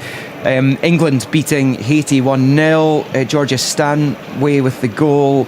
It was in that group Denmark 1, China 0. Group C, Zambia 0, Japan 5. And Group E, it was the USA 3, Vietnam 0. Leanne Crichton with us, watching that match at East End Park. You've been enjoying the World Cup? You've been getting up in the early hours to watch it? I have actually, Liam, but the only thing that's an issue is that I'm normally quite an early morning person and really quite productive first thing, and it's really hindering that productivity early on in the day. Couch potato in the morning yes, now, are you? Yes. But no, I'm loving it, really good. Some surprise packages as well, I would need to say. I don't think anybody expected the England game today as an example of that to be as close an encounter as it was, but huge credit to Haiti for making it the game that it was. And I think you'll see that as the tournament progresses. Obviously the big guns normally get going after the group stages, but that's on the basis that you get out of the groups. But no, certainly enjoying it, and I hope the rest of the nation is too. Just a shame that Scotland isn't there. Yeah, with your pal Rachel on the programme last Sunday, and you can tell it's still... You need to wrap her in cotton wool just now. I think so. She'd rather be on the pitch than doing the punditry, which I'm sure she'll be excellent at, just like yourself, Leanne.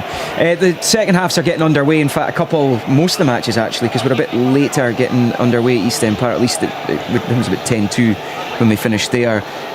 We'll keep you up to date as we're going along. Livingston 0, Hamilton 1, I think it's a half-time score. That game kicked off at 3:15. So myself and Thomas will keep you right with the scores. You can get them at any time, bbc.co.uk/sportscotland. I assume that's the officials coming back out at East End Park in the background there. Let's get the second half then underway in that match in Group F. It's Dunfermline 0, Kilmarnock 1. Leanne, Willie and Thomas. Yeah, the cheers have started because Dunfermline have just arrived. Kilmarnock roundly booed on their way out, as were the officials, given that controversial decision from that reckless challenge from Fraser Murray.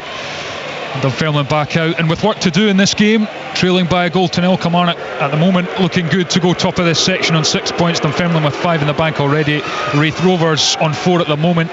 They're not playing this afternoon, play midweek, their next game midweek, and Ewan Anderson, the referee, has the ball in his hand and just taking it to the centre circle. But that challenge certainly has created an edge in this game which could be tasty in this second half, Willie.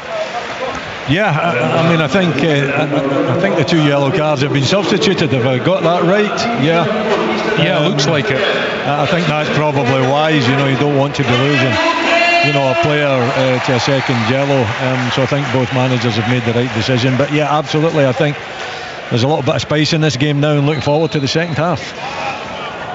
Yeah, Fraser Murray is off for Kilmarnock, and it looks like potentially Kyle McGuinness is on as Dunfermline get us back underway, and they're immediately on the front foot, headed away by Mayo, up into the air by Armstrong. Watson goes up to challenge Chalmers, but it's the Dunfermline midfielder who wins it, gets it back to O2. Here's Fisher, who takes it inside the press of Kennedy, who shakes his head, and it's moved on to O2. But Dunfermline certainly, Leanne, had their tails up at the end of that second half, and we'll hope to carry that momentum through. Yeah, they did it, and it's one of those ones that probably half time then comes just a little bit too soon once you start to motor and you get a bit of rhythm into the game. But you would like to try and pick that up and certainly start the second half and get that edge if you can early on. Ball in towards the back post where Armstrong met it, it bounced. You got a header towards the far corner, and it's just flown past the diving Denise Mehmet.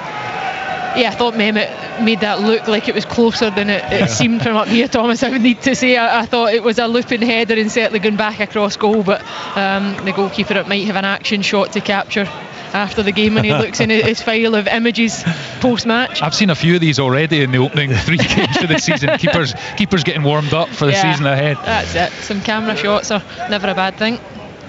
Lyons heads it up in the air, and it's at the feet of Benedictus, the Dunfermline centre half. Up to Todd, who's making his first start, and he's been impressive, industrious, and he's got away from Lyons there and stabbed the ball in towards Comrie down the wing, and he's actually won a free kick as well. The youngster, and he's not looking to hang about here. He's moved on quickly to Comrie. He's going to put in the cross with the right foot, cleared at the front post by Stuart Finlay. It's up in the air. There's a battle for it between Cameron and Chalmers in the middle of the pitch. It's fallen for David Watson, who plays the ball in behind, which Kennedy will hereafter, but it's Benedictus, the experienced defender, gets across to cover and knocks it back to Denise Mehmet. And it's still 1-0 Kilmarnock, a couple of minutes gone in this second half. Both teams battling hard, but not too many periods of possession so far, as Mehmet clutches the ball and sends it long with the right foot right out to this left-hand touchline. Good touch off the chest from Edwards. It's just run away from him. Mayo gets in, turned over for Lyons in midfield. Back to Mayo. He's under pressure from Whiten, and Whiten goes after the ball where Dees is able to create the space to send it long. Header from O2, flicked on. Here's Chalmers. Again, he's under severe pressure in midfield and just has to get rid of it all the way back to Dees, who then goes back to the goalkeeper Dennis, who hits it really unconvincingly first time, straight along the floor, out to Dunfermline, and it's out for a throw-in on this near side. But that was wayward from Dennis in the Kilmarnock goal. Yeah, it was a little bit panicky, I would suggest. I thought he could have had a little bit of time to take a touch on it. He didn't want to do that. He takes it first time. It kind of comes off the underside of his boot. It's a poor clearance, but the game is frantic, isn't it? You just wish that someone would put their foot in the ball and show a bit of composure. I think both sides are working extremely hard though defensively, aren't they? They're closing each other down, cancelling each other out. Yeah, I don't think you can question the work rate and the commitment of both sets of players, but it is just that quality. A lot of the same types of discussions that we had in the first half seems to have carried on into the second half, certainly in the early moments. Yeah, just to confirm those changes at the break. So Chris Hamilton, who was booked for dissent in the aftermath of that Fraser Murray challenge on his teammate McCann, and Paul Allen's come on in his place, and Kyle McGuinness is on, the summer signing from Hibs, is on to replace Fraser Murray, who, having scored the opening goal and been in the thick of the action, has been called to the safety of the bench where he can't get involved in anything else. And it's Allen here for Dunfermline, out to the right hand touchline. The wing back Comrie picks up, comes in field and thinks about going back, comes back in, feet of Todd, who is under pressure from Dees, who nicks the ball off to Lyons. gives it to Armstrong, who's charged down by Edwards. His opposite number, and Edwards has put in a really good tackle.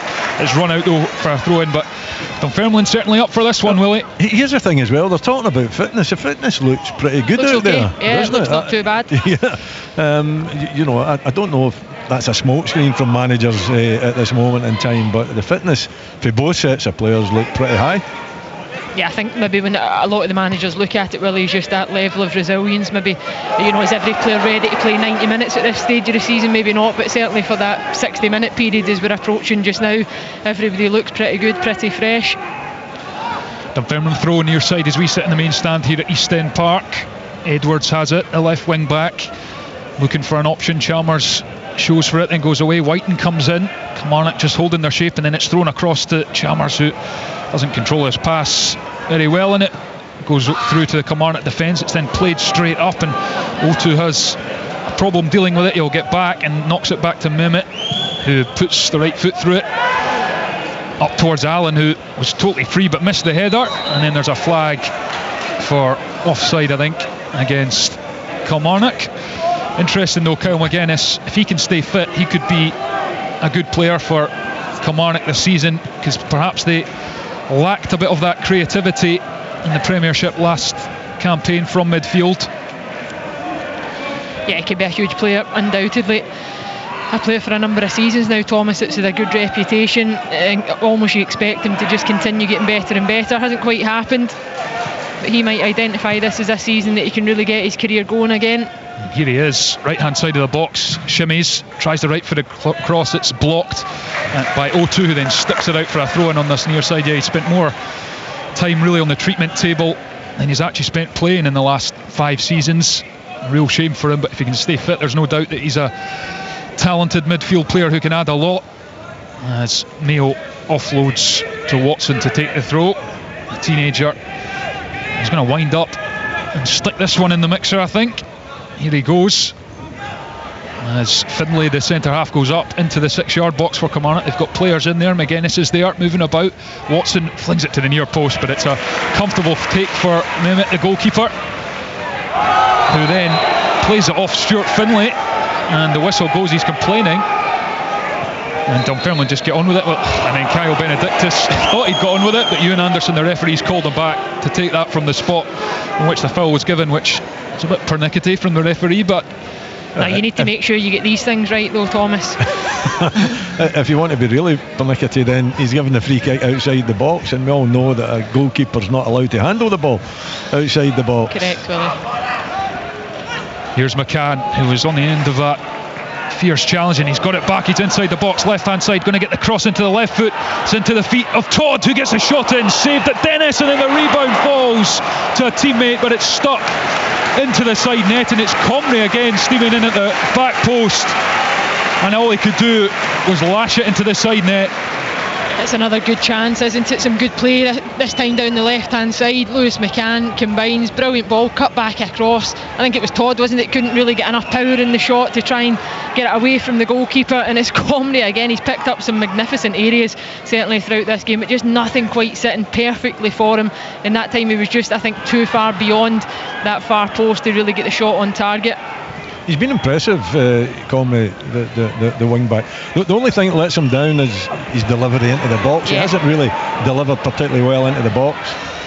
Here's Armstrong, right hand side for Kilmarnock as they charge forward, and that's tricky play as he looks to take on Edwards, but then he's eventually lost control of the ball. A rueful shake of the head from Armstrong, and Dunfermline are playing quickly as Todd, the youngster, looks to chip that in behind for McCann, but he's just ballooned it into the stand. But he's been impressive so far. Young Andrew Todd, on his first start, looks a good prospect here at Dunfermline. Yeah, it took him a bit to get into the game. I think you could probably tell it was his first start, and those types of moments that you just try and not make mistakes, don't get anything wrong, and try and build your way into the game. But I know he's really impressed in his time here. 30 minutes, he came off the bench midweek. Armstrong loses out to McCann, who's charging into the box, tries to go round Dees, does get round Dees, gets the byline, left foot, Dees recovers well to put in a sliding tackle and snuff out the cross, and then he just passes it out calmly to Kyle McGuinness. But good direct play from McCann in the first instance, and he's definitely got the crowd on side as they search for this equaliser. Kilmarnock leading 1-0, 54 minutes on the clock here at East End Park, and there's a real tempo to this game now, but then Dunfermline are penalised. Kilmarnock free kick midway through their own half. Yeah, it's really strong running from McCann, isn't it? Good strength to win the ball initially, and then taking on D's and playing, you know, the pass and going round them and actually beating them for pace. But, you know, D's using his experience and getting himself back and getting a good challenge in at the end of the day. But I think Dunfermline, if you're looking at the game, although Kilmarnock are in the lead, I think Dunfermline have probably had the better of the game. Yeah, I would agree, Willie. They've certainly edged it. They finished the first half the stronger, and when you look at the kind of key areas that we've identified that Comrie's found, the header that came off the bar, he's arrived at the back area, the back post, a couple of occasions. They've probably had the better opportunities as well, albeit nothing really clear cut. Well, Kennedy's just found some space to fizz a right-footed cross in from around the corner flag, but it flew away from all his teammates wearing their red away kit this afternoon. Shooting now from left to right here at East End Park towards their own fans, a few hundred or so of them behind the goal, and it's chipped in towards Armstrong, who's made a run off the shoulder of Edwards. He gets the byline, he scooped it back. Mehmet's got a hand to it to claw it out. It wasn't particularly convincing, but Dunfermline were able to scramble clear, and Kilmarnock looking to add to their leads. Kennedy comes in field from the left, passes it to Armstrong, who's let that run across his body, trips a little but recovers, gets the ball right hand side, looks to drive at Edwards, looks to go drag pass with the left foot, cross blocked by Edwards behind for a corner. Yeah, it's defended well from Josh Edwards. Kilmarnock just looking to try and gain a little bit of momentum. You could see Kyle McGuinness, he was a good option for Matty Kennedy, but he chose not to use him. Dan Armstrong down the right hand side, and it's a good opportunity to put the ball in the box. Whip to the back post with the left foot of Armstrong, but it's past everyone. Robbie Dees was up from centre half, but it evaded everyone. It's gone out for a throw in on the far side, but Kilmarnock just lifting the tempo slightly. Still leading by a 1-0 here, 56 minutes played, and Dunfermline with a throw to deal with to try and exit their own half. Kilmarnock pinning them in. It's short to Benedictus, right on the byline, and he's closed down.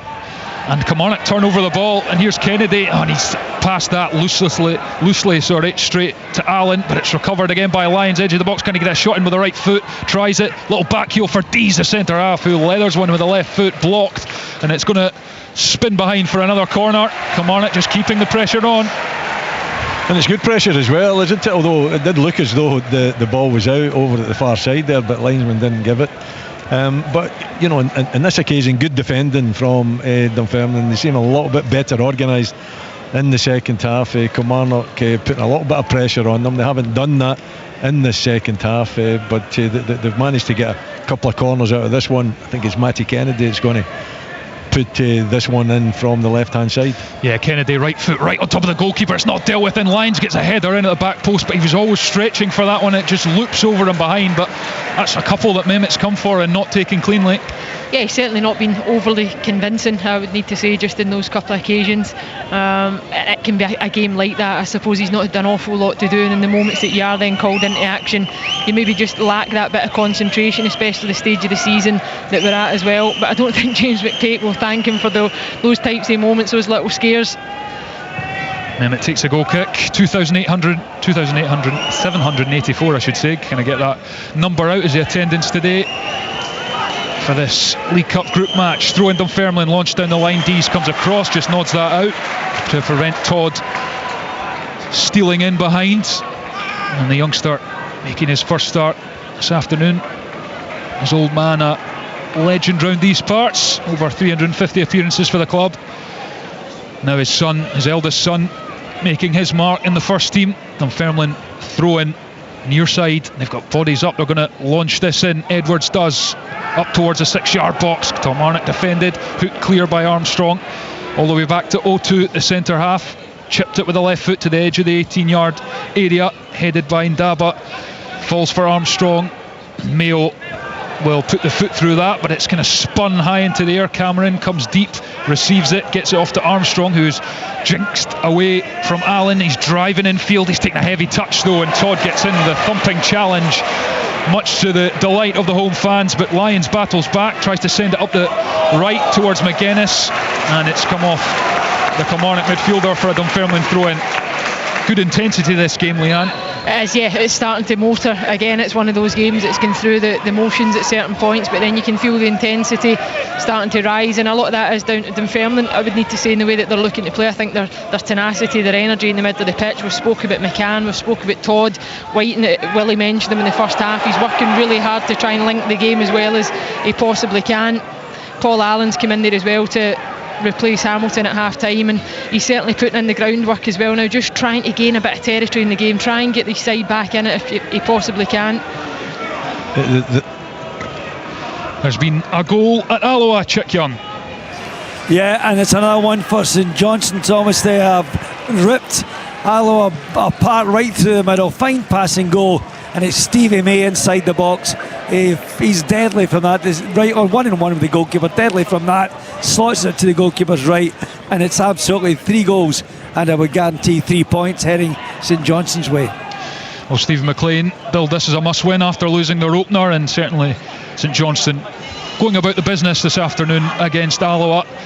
Kilmarnock, fellow Premiership side, getting a tougher game here against Dunfermline, still leading by a 0-0 thanks to Fraser Murray's 5th minute strike. He's since been withdrawn at the break after being booked for a thudding challenge on Lewis McCann, and Dunfermline's certainly not out of this game as Whiten drops in, gives it off to Edwards. Good turn away from McGuinness, and then he's passed that really nicely in field for Todd into the middle of the pitch, then off here to Fisher, who's up from centre half. He's got space to cross with the right foot if he wants. He tries to flash it in towards Whiten, but it doesn't beat the first man. Chalmers gets it off. Back to Fisher. He's going to put this back in with the right foot. It's over Whiten. It's dealt with by Dees, not entirely convincingly. Finlay gets another flick on it, but again, it's only about 25 yards from the Kelly goal. Chalmers for Dunfermline helps it to Fisher, who goes all the way back to Benedictus, who looks up, looks for a teammate to try and keep this tempo up, this move going, but Kilmarnock have managed to regain their shape. The centre half, Benedictus, looks up, the captain. There's a run from Whiten from deep, gives it off to Fisher, back to Benedictus, all the way back to the goalkeeper Mehmet. And Liam can maybe give us an update from around the grounds. Sure thing. Group A, Alloa 0, St Johnstone 3, as you were just hearing. Stirling Albion 2, Stenhousemuir 1. In Group B, Dundee United 1, Peterhead 0, and Partick Thistle 0, Falkirk 1. Group C, Brecon City 2, Cove Rangers 1, Livingston 0, Hamilton 1. The second chance half here of for that game Dunfermline. Todd's in with the right foot, saved by Dennis. Comrie pounces on the loose ball, but it's forced out to the right hand side, and it's forced back in field now. The crowd enjoyed that one. Young Todd with a little touch and shape to shoot with the right foot, and he forced a really good save from Dennis. And Dunfermline just trying to keep the pressure on here. Chalmers out to Fisher, back to Chalmers. He's going to come up, drive forward, up to right onto the corner of the box. He's put it off to Comrie, who crosses with the right foot. It's blocked by Ndab, out for a throw-in on the far side, and Dunfermline are well on top here. Throw-in far side. Liam, apologies. Yeah, Group D, Ross County 0, Morton 1. Morton putting a seriously good run together. It'd be 9 points out of 9 if they get over the line there. Stranraer 1, Edinburgh City 1. In Group E, Airdrieonians 0, Dundee 0. But Lyle Cameron of Dundee has just had a penalty saved. Dumbarton goalless with Bonnyrigg as well. In Group F, Annan 1, Albion Rovers 0. As you're hearing, also in that group, Dunfermline 0, Kilmarnock 1. In Group G, Elgin City 0, Queen of the South 1. Motherwell Queen's Park kicks off in just under an hour. You'll get the team news for that game at the website. And Group H, Cowdenbeath 0, Montrose 1, and it's St Mirren 2, Arbroath 0. Thanks, Liam. We're past the hour mark. Dunfermline certainly the team on top, and what about that chance from young Andrew Todd? Yeah, it was a huge chance. He does really well, actually. The combination play between himself, McCann and Allen, I think it was just real intricate stuff, 1 and 2 touch play, and Todd did really well. He evaded the challenge, he managed to get his balance, and he just looked to try and shape it and go round the outside of Dennis. But it's a big chance, but it was a good save, Willie. I don't know if you agreed with the type of finish that he opted for, or if maybe he could have taken another touch and get a bit closer to goal. It probably could have, but you know when it just sets up for you like that, and you see that far corner, and you've got a picture in your mind, you're just trying to curl it round. So I don't have any issue with him trying. I thought it was a good effort. I thought it was a magnificent save as well. Yeah, it's a nice photograph too, I would suggest. But at the same time, it looked as though it might have sneaked in at the back post. But well worked, good play. McCann linking with him. Middle to front, they've been exciting looking. Dunfermline when they put it together. And the Kilmarnock physio has just jogged on to the pitch. Danny Armstrong had a wee pop at goal there, but it was harmlessly behind for a goal kick, and it's Brad Lyons, the Kelly captain, down in the middle of the pitch. He's getting stretched off by the physio, and the Kilmarnock players come across, use the opportunity, the break in play, to come across and have a few drinks, as did Dunfermline. And I don't know what the guys think, but Kilmarnock, I've not seen an awful lot of them with the ball on the deck and trying to play forward and put Dunfermline under sustained pressure. No, but I'm not surprised. It's Derek McInnes, right? And see, when Derek gets his team into the lead, he's not going to take any chances. He's not going to be adventurous. I think their back four have been excellent, actually.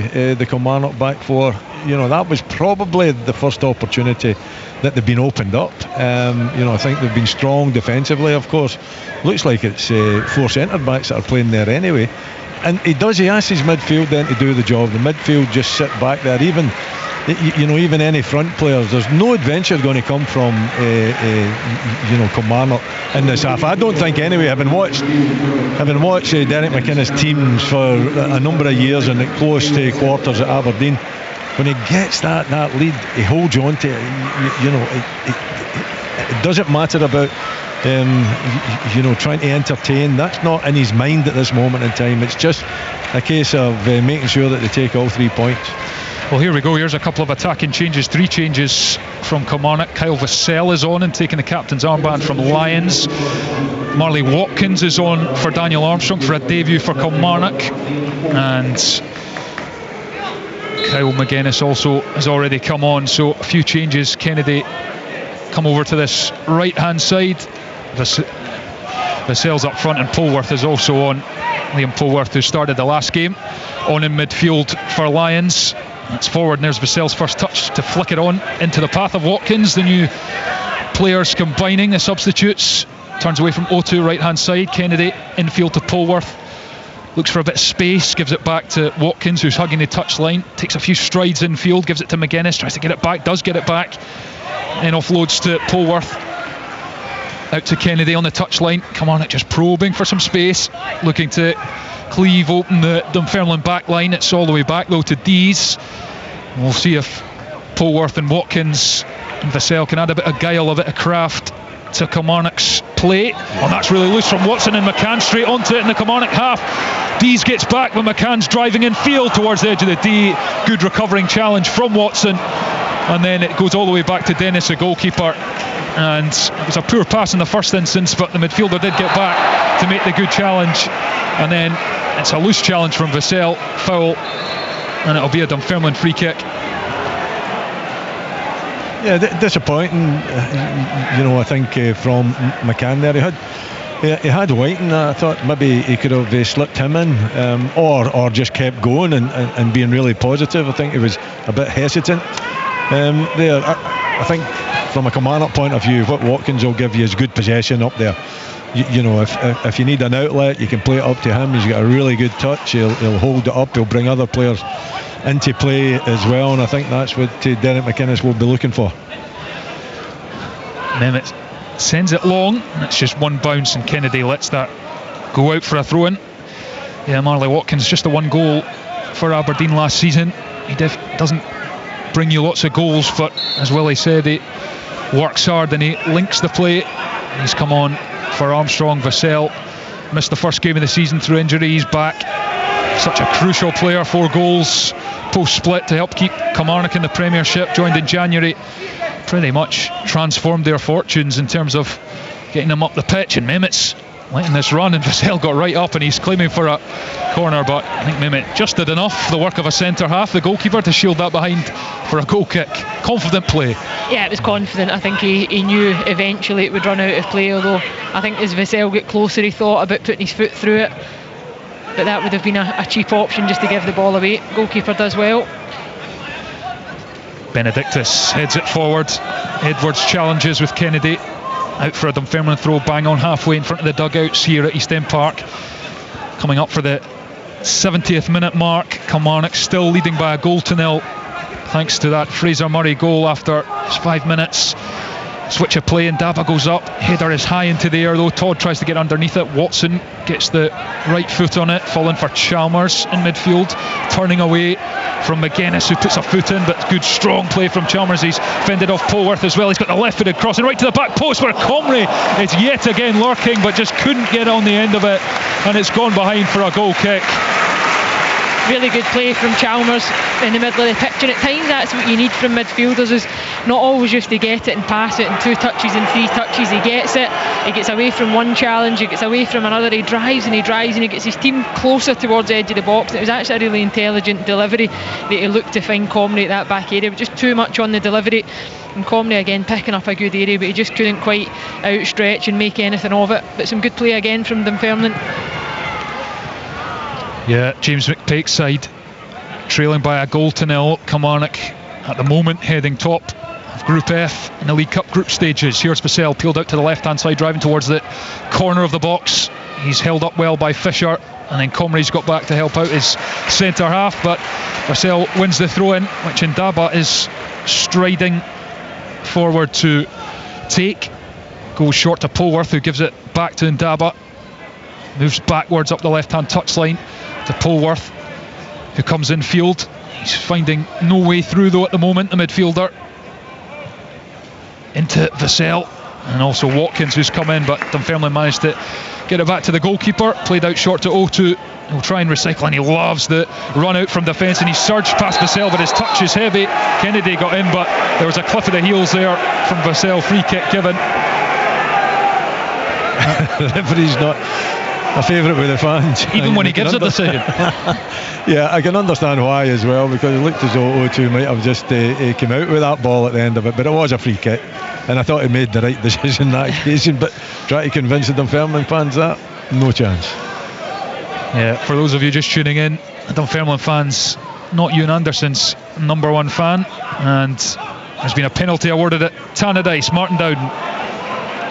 Yeah, about a free kick into the box there. Ross Graham, the big imposing centre half, rose to try and get the end of it. He did get on the end of it. Stuart McKenzie saved that, but the referee, Callum Scott, adjudged that to have been a foul. Penalty just about to be taken now. Kevin Holt standing over the ball. Referee just making sure all the players are where they should be. And Holt finds a corner. Dundee United 2, Peterhead 0. Dunfermline with the ball left hand side. It's Josh Edwards, looks to work across back to Chalmers, puts it in with a left foot towards Whiten. Kilmarnock get it up in the air again, and it's flicked on to Watkins, who goes back to Ndaba, who sends it up the left touchline. Benedictus steps in, and there's been a goal at St Mirren. Kerridine. St Mirren 3 are both nil. I think my eyesight's maybe failing me, but I think it's a debut goal for Stas Nakmani, which indeed, thankfully, is confirmed by the stadium announcer behind me. He's on loan from Maccabi Haifa. He's got a great turn of pace. He showed it there and rolled the ball under Gaston. Saints home and hosed 3-0. Well, the Premiership side certainly responding to a couple of early defeats at Johnson and St Mirren cruising. That's Dunfermline who are doing most of the pressing here at East End Park. The Championship side trailing by a goal to nil. Kilmarnock, in fairness, dealing with everything that gets launched into their box as O2 looks for the run of Whiten, and Whiten had space there, and Ndaba has controlled that with the outstretched arm. Ewan Anderson was looking right at it, doesn't give a free kick. Willie Miller's laughing.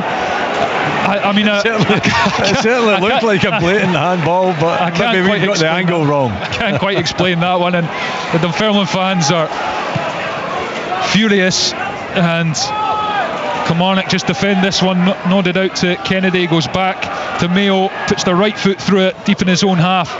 No messing about for Kilmarnock, and why would they? Are in front.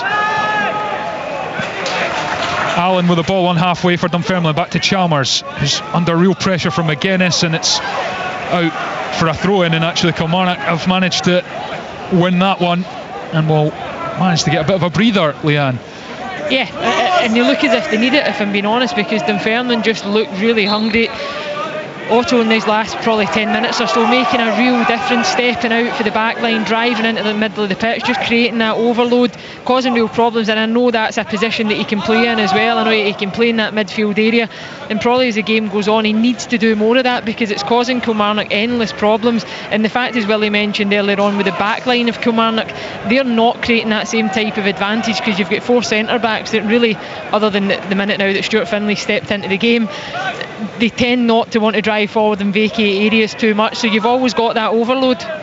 Here's Kennedy driving at the fullback. He's put in the cross with the right foot towards Vassell, dealt with by Dunfermline. Todd goes up, Watson wins it, drops for Polworth. Mayo goes back to Finlay. Polworth gets it, turns, looks to feed it into the feet of Vassell, but it was well read by Fisher, and then there's a short pull. Fisher goes down, free kick Dunfermline to relieve some pressure, and there's been a penalty at Tannadice once again. There's not quite a penalty yet. It's Kevin Holt over the ball again for Dundee United. The referee just going to sort it out. I'll explain what happened. Cajo, the substitute for United, into the box. He was challenged, he went down. I have to say, I thought it was very, very soft indeed. A red card followed for co-manager Ryan Strachan, and here's Holt, and he finds the net again. It's Dundee United 3, Peterhead 0. Nice ball around the corner from Whiten to O2 on this left hand side. He gets just about to the byline. He's moved it back to Todd, corner of the box, finds Whiten, looks for the 1-2, but it was red, and Whiten actually probably had space to take more of a touch and move towards goal, but Dunfermline just keeping this pressure on, and Finlay clears down the pitch towards Watkins, who wins the header, but he's not got any support. Fisher nods it on to Ndaba. Vassell twists and turns on the far touchline, and it runs out for a Dunfermline throw. But again, Dunfermline playing some nice stuff. It's been a good afternoon, isn't it, for Dunfermline? James McPate can be more than happy, even if he takes nothing from the game. I think he can take a lot from the performance. You know, they have upped the tempo in the second half. They've completely dominated the second half, to be perfectly honest. Dominated the majority of the game, Willie. Yeah, absolutely. They've been a better side. So, you know, if you're measuring yourself against a Premiership side and you're hoping to do well in the Championship, then there's a lot of positivity out there on view, and you know, they're pushing, and they're playing some good football, and they're creating little opportunities for themselves. You know, I think, in fairness, if they could get something out of this game, it'd be more than well deserved. Goals are probably the issue for them, and I'm sure James would even accept that himself, as a side that they've not been scoring barrow loads of goals. And I'm sure in the window, if he could look to go and try and add to that and strengthen middle to front, he would do that if he desperately could. McCann's putting Robbie Dees at the back under all sorts of pressure, and he's a swipe at him, and Dees has then put his shoulder in as a little, what are you doing there? And McCann, that was just pure frustration. Now there's more pushing and shoving. Ewan Anderson, the referee, is trying to calm things down. It's almost exactly in the same spot in which Lewis McCann was cleaned out. Maybe he got a bit of PTSD there and just looked to take some retribution. Yeah, and I don't think he's going to have much guilt after this as well. I think he's probably just an element of frustration, and he's probably thinking to himself, well, you know, if players get away with that earlier on in the game, I don't have too much to worry about. Although I think he might pick up a yellow card. Or a good talking to. Right, well, Ewan Anderson talks to these players. Let's get an update from Liam. Yeah, Group A, Alloa 0, St Johnstone 3, Stirling Albion 2, Stenhousemuir 1. In Group B, Dundee United 3, Peterhead 0, and it's now Partick Thistle 1, Falkirk 2. In Group C, Brecon City 2, Cove Rangers 3. They've just gone 3-2 up, have the Aberdeen side, having trailed in that one. Livingston 0, Hamilton 1. They're around about the 64-minute mark in that game now. In Group D, Ross County 2, Morton 1. So the Staggies have turned it round. Simon Murray loves a goal in the League Cup, and he's put the Staggies in front. In the other game in that group, Stranraer 2, Edinburgh City 1. In Group E, it's Airdrieonians 0, Dundee 0. Also goalless, Dumbarton, Bonnyrigg, Rose. Dundee did have a penalty saved in that game against Airdrieonians. In Group F, Annan 1, Albion Rovers 1. As you're hearing, also in that group, Dunfermline 0, Kilmarnock 1. And in Group G, it's Elgin City 0, Queen of the South 1. Queen's down to 10 men. David McClelland has been sent off.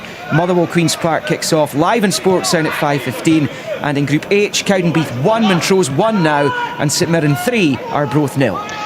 Thanks, Liam. Incidentally, Robbie Dees and Lewis McCann both booked after a lengthy lecture from referee Ewan Anderson, as UNO2, the Dunfermline centre half, just shields that out, gets in the way of Marley Watkins for a throw in to Dunfermline right down in their own corner flag in their own half, just as they look to desperately get away back into this game. 79 minutes on the clock. They're trailing Kilmarnock by a goal to nil here at East End Park, and a sarcastic cheer and applause from the home faithful as Ewan Anderson awards a free kick for a push after that throw in. And it was more than a push, actually. Mayo had his arms wrapped around Lewis McCann, grappling with him. Just again a bit of frustration now from Kilmarnock starting to come out in their plate. Just a couple of slack passes, certain moments. I know Willie touched on the fact that Marley Watkins a good outlet, but I don't think thus far since he's come on they've really utilised that Willie at all and managed to get any success in that final third. Yeah, and he does. He gives you such good possession up there, but he's not had any service at all. Here's Allen, middle of the pitch, 25 yards out from the Kilmarnock goal. He managed to offload it. Kyle Vassell's back doing really good defensive work. He's won the ball, then he's tried a pirouette and he's almost lost it. And Daba picks up the scraps.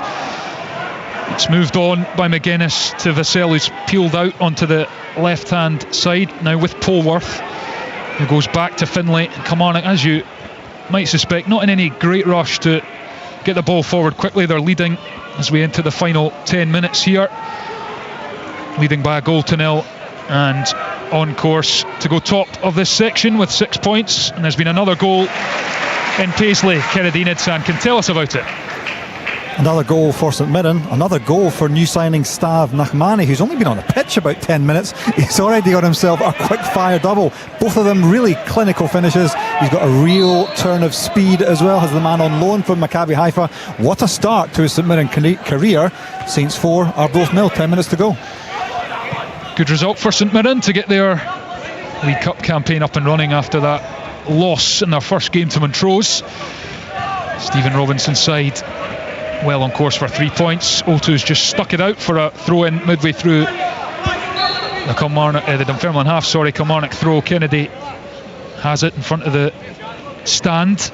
He's looking for an option. Polworth shows for it. Kennedy looks down the line. Kilmarnock in absolutely no rush to get on with this. Finally thrown in. Here's Watson. Gets it to the feet of Watkins, who's got 3 black and white shirts around him. He loses the ball, but Watson picked up the seconds. And now here's Watson driving towards the edge of the box. He's offloaded to Vassell. Can he get the left foot shot away? You bet he can. Sensational goal from Kyle Vassell. One touch, left hand side of the box, and he blasted it past Mehmet to surely give Kilmarnock all 3 points. Dunfermline 0, Kilmarnock 2. What a strike though, isn't it? I mean, it's the brilliant. power. Outstanding. Yeah, really Incredible. good. Watson does really well though, and he's actually had a really quiet afternoon. I know he's a young player, loads of potential, but he hasn't had too much of an influence so far, but he does well. He receives the ball, he takes it in the half turn, he just goes in that drive, he commits a couple of players and he just slides it to the left hand side for Vassell, who is in no doubt he's getting the ball out his feet and he lets rip, but he's still got an awful lot to do to keep it on target, to keep the power, the finesse, the accuracy, Willie, but it had it all. And you've got to say that probably is the points in the bag for Kilmarnock. Yeah, absolutely it is. But what a sensational strike that is from Vassell. I mean, the power he gets, because it's a reasonably tight angle as well down the left hand side, and he just puts the laces right through. It's in the back of the net before the goalkeeper. I was going to say, I don't think Mehmet even gets a chance to move. He doesn't. You know, it's a sensational strike. Absolutely top drawer. Just about took the net off Kyle Vassell, and you can say he's up and running for the season. First appearance of the season, first goal, one to savour, and it feels harsh on Dunfermline, you have to say, but Premiership quality looks like it's going to tell in the end as we hit the 83-minute mark here at East End Park. Kilmarnock 2-0 up, live here on Sports Sound. Free kick Dunfermline just inside the Killie half. You never know if they can get a quick fire goal here, put the pressure back on Kilmarnock. You never know, but Kilmarnock have dealt with pretty much everything into their box this afternoon so far, so much so that Dunfermline have gone short here. Chalmers gets it back, he's lofted it in with a left foot and it fell to Comrie, but he was offside. The flag went up and the ball's ended up in the back of the net, but the flag went up about 5 minutes ago. Yeah, the flag was up, no doubt about it. The decision was made early enough. I think Dunfermline are just showing a little bit of frustration there by putting the ball into the back of the net. Yeah, Kilmarnock have been strong though defensively, Leanne. You know, I think their back four, they look they look like defenders, don't they? They act like defenders, and certainly they've restricted Dunfermline to, not a great deal of opportunities. Yeah, and they make a change, Dunfermline. Andy Todd gets a standing ovation on his first start. He's been industrious, he's been lively, he's had the best chance of the game arguably for Dunfermline, free in the box, saved by Dennis. He goes off, and Sutherland is on. Another youngster, Taylor Sutherland, came off the bench as well against Annan. It's just 17 years old. It's a very young bench Dunfermline have. James McPake still looking to add to his squad before the league opener against the Airdrieonians on the 5th of August. Kilmarnock open their Premiership campaign at home to Rangers, and away to Hearts, and away to Motherwell. It's a tough start for Derek McInnes' side, but they made a good start to the season. Maybe not the performance he was looking for in all aspects, but certainly they've been clinical when it's counted, and they're 2-0 up. But a chance for Dunfermline here, throw in on this left hand side, taken short, back to Edwards, who's going to put it into the 6-yard box. It's cleared off the line almost by Lewis Mayo. Bit of miscommunication, the goalkeeper tried to get it, and it ended up being Mayo who headed it a yard off the line. Dunfermline certainly not throwing the towel in. Here's Ndaba, goes back to Finlay, scoops the ball up to halfway, Comrie heads it out, and it's straight out for a throw in on the far side. Dunfermline 0, Kilmarnock 2, final 5 minutes of the 90. It sounds like that old cliche, Thomas, really, but goals do win you games, and that's been the difference today. Kilmarnock have had 2 half chances really when you think about the play, and we spoke about the defensive probably frailties of Dunfermline early on, the fact that they didn't deal with that ball down the left hand side. Here's another half chance. Watkins into the box, he's gone past UNO2, and then he has to go around the keeper, but Mehmet was straight out and got a good hand onto the ball. Watkins went down, but he didn't appeal in any way, shape or form. It's good goalkeeping. No, I think in terms of performance, Dunfermline have done extremely well. Considering they've just been promoted, they're still putting the squad together. They're coming up against a Premiership side that is managed by a top quality manager as well, and I think James McPake can be more than happy, even though it will be a defeat. It is just about the goals, it's about the quality in front of the goals that has made the difference. Yeah, there hasn't really been anything clear cut when you think of the work rate that Craig Whiting's put into the game. There's been nothing really that's sat for him that has been a clear goal scoring opportunity, and that'll be the bits that when they dissect this game, Dunfermline, and they analyse and they look to try and improve, those will be the key areas that they'll look at. And it looks as if Kyle Benedictus has got a bit of an issue here. Yeah, he's pulled up and stretching off, but there's been another goal at Alloa. Chick Young. Yeah, it's All Saints Day. St Mirren have scored 4, so too have St Johnstone against Alloa. The substitute McChrystal came on, Ben McChrystal, and he's just finished a good move. He found 1-1 with the goalkeeper again, and that's a total dismantling of Alloa Athletic. Good performance. A lot of substitutions made by St Johnstone this afternoon. They are now matching St Mirren 4-0 ahead. Yeah, Benedictus has gone off for Dunfermline. James McPake having a word with him, hoping it's nothing too serious, but it's not being risked given they're 2-0 down. And Rhys Breen is on at centre half, like for like replacement. Played the first 2 games on the bench this afternoon, and now on in the middle of the Dunfermline defence for the last 2.5 minutes, plus whatever stoppage time is to be played here at East End Park. Kilmarnock leading by 2-0. Fraser Murray's early strike, and Kyle Vassell's a few moments ago thunderous strike from inside the box has Derek McInnes' side well in control and on course to go top of this group with 2 wins from 2. Dunfermline will be nestled in behind with 5 points, having played a game more. Wraith Rovers with 4, having also played 2 games. Not playing this afternoon, Wraith Rovers. And here's Kilmarnock come forward.